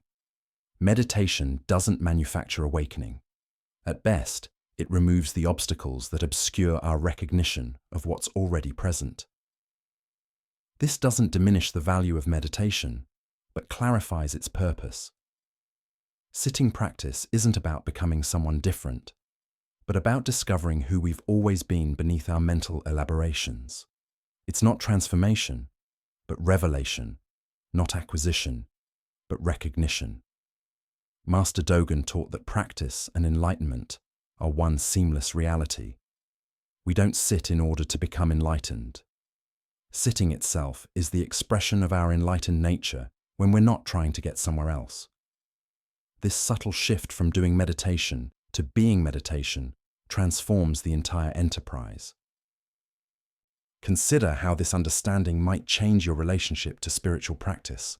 Instead of working towards some future achievement, you're exploring the nature of consciousness itself right now. Instead of accumulating spiritual experiences, you're investigating what's experiencing everything. Instead of becoming enlightened, you're discovering how awareness appears to itself in this moment. The Buddha said, "All that we are is the result of what we have thought." When we think awakening is something to be achieved, we become achievers. When we recognize it as our natural state temporarily obscured, we become relaxed explorers of our own awareness. This recognition extends beyond formal meditation into everyday activities. Washing dishes isn't preparation for enlightenment. It's enlightenment, expressing itself as dishwashing when done with complete presence. Working, walking, talking, and resting all become opportunities for awareness to recognize itself rather than stepping stones towards some distant realization. Zen Master Bankei taught about the unborn mind that's already awake and doesn't need improvement. When you're angry, he would say, anger is being angry. When you're peaceful, peace is being peaceful. The unborn awareness that knows these states never becomes any of them and needs no fixing. The student in our story represents everyone who has mixed up spiritual effort with spiritual attainment. His dedication was admirable, but his understanding created unnecessarily complicated relationships with natural awareness. Enlightenment isn't earned through accumulated sitting time, but recognized through clear seeing. This doesn't encourage spiritual laziness, but points toward effortless effort, the kind of practice that emerges when we stop trying to get somewhere and start exploring where we already are. Paradoxically, this often leads to deeper and more consistent engagement with formal practice. The tile polishing also represents any spiritual technique that emphasizes gradual development over direct recognition. While practices can be beneficial for developing stability and concentration, they become obstacles when treated as enlightenment manufacturing processes.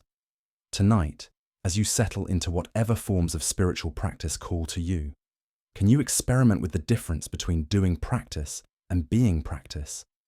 Perhaps you'll discover that the very awareness you're trying to develop through technique is already timelessly present, simply waiting to be noticed. As the Buddha observed, peace comes from within. Do not seek it without. The peace you seek through polishing tiles is already the nature of the awareness that seeks it.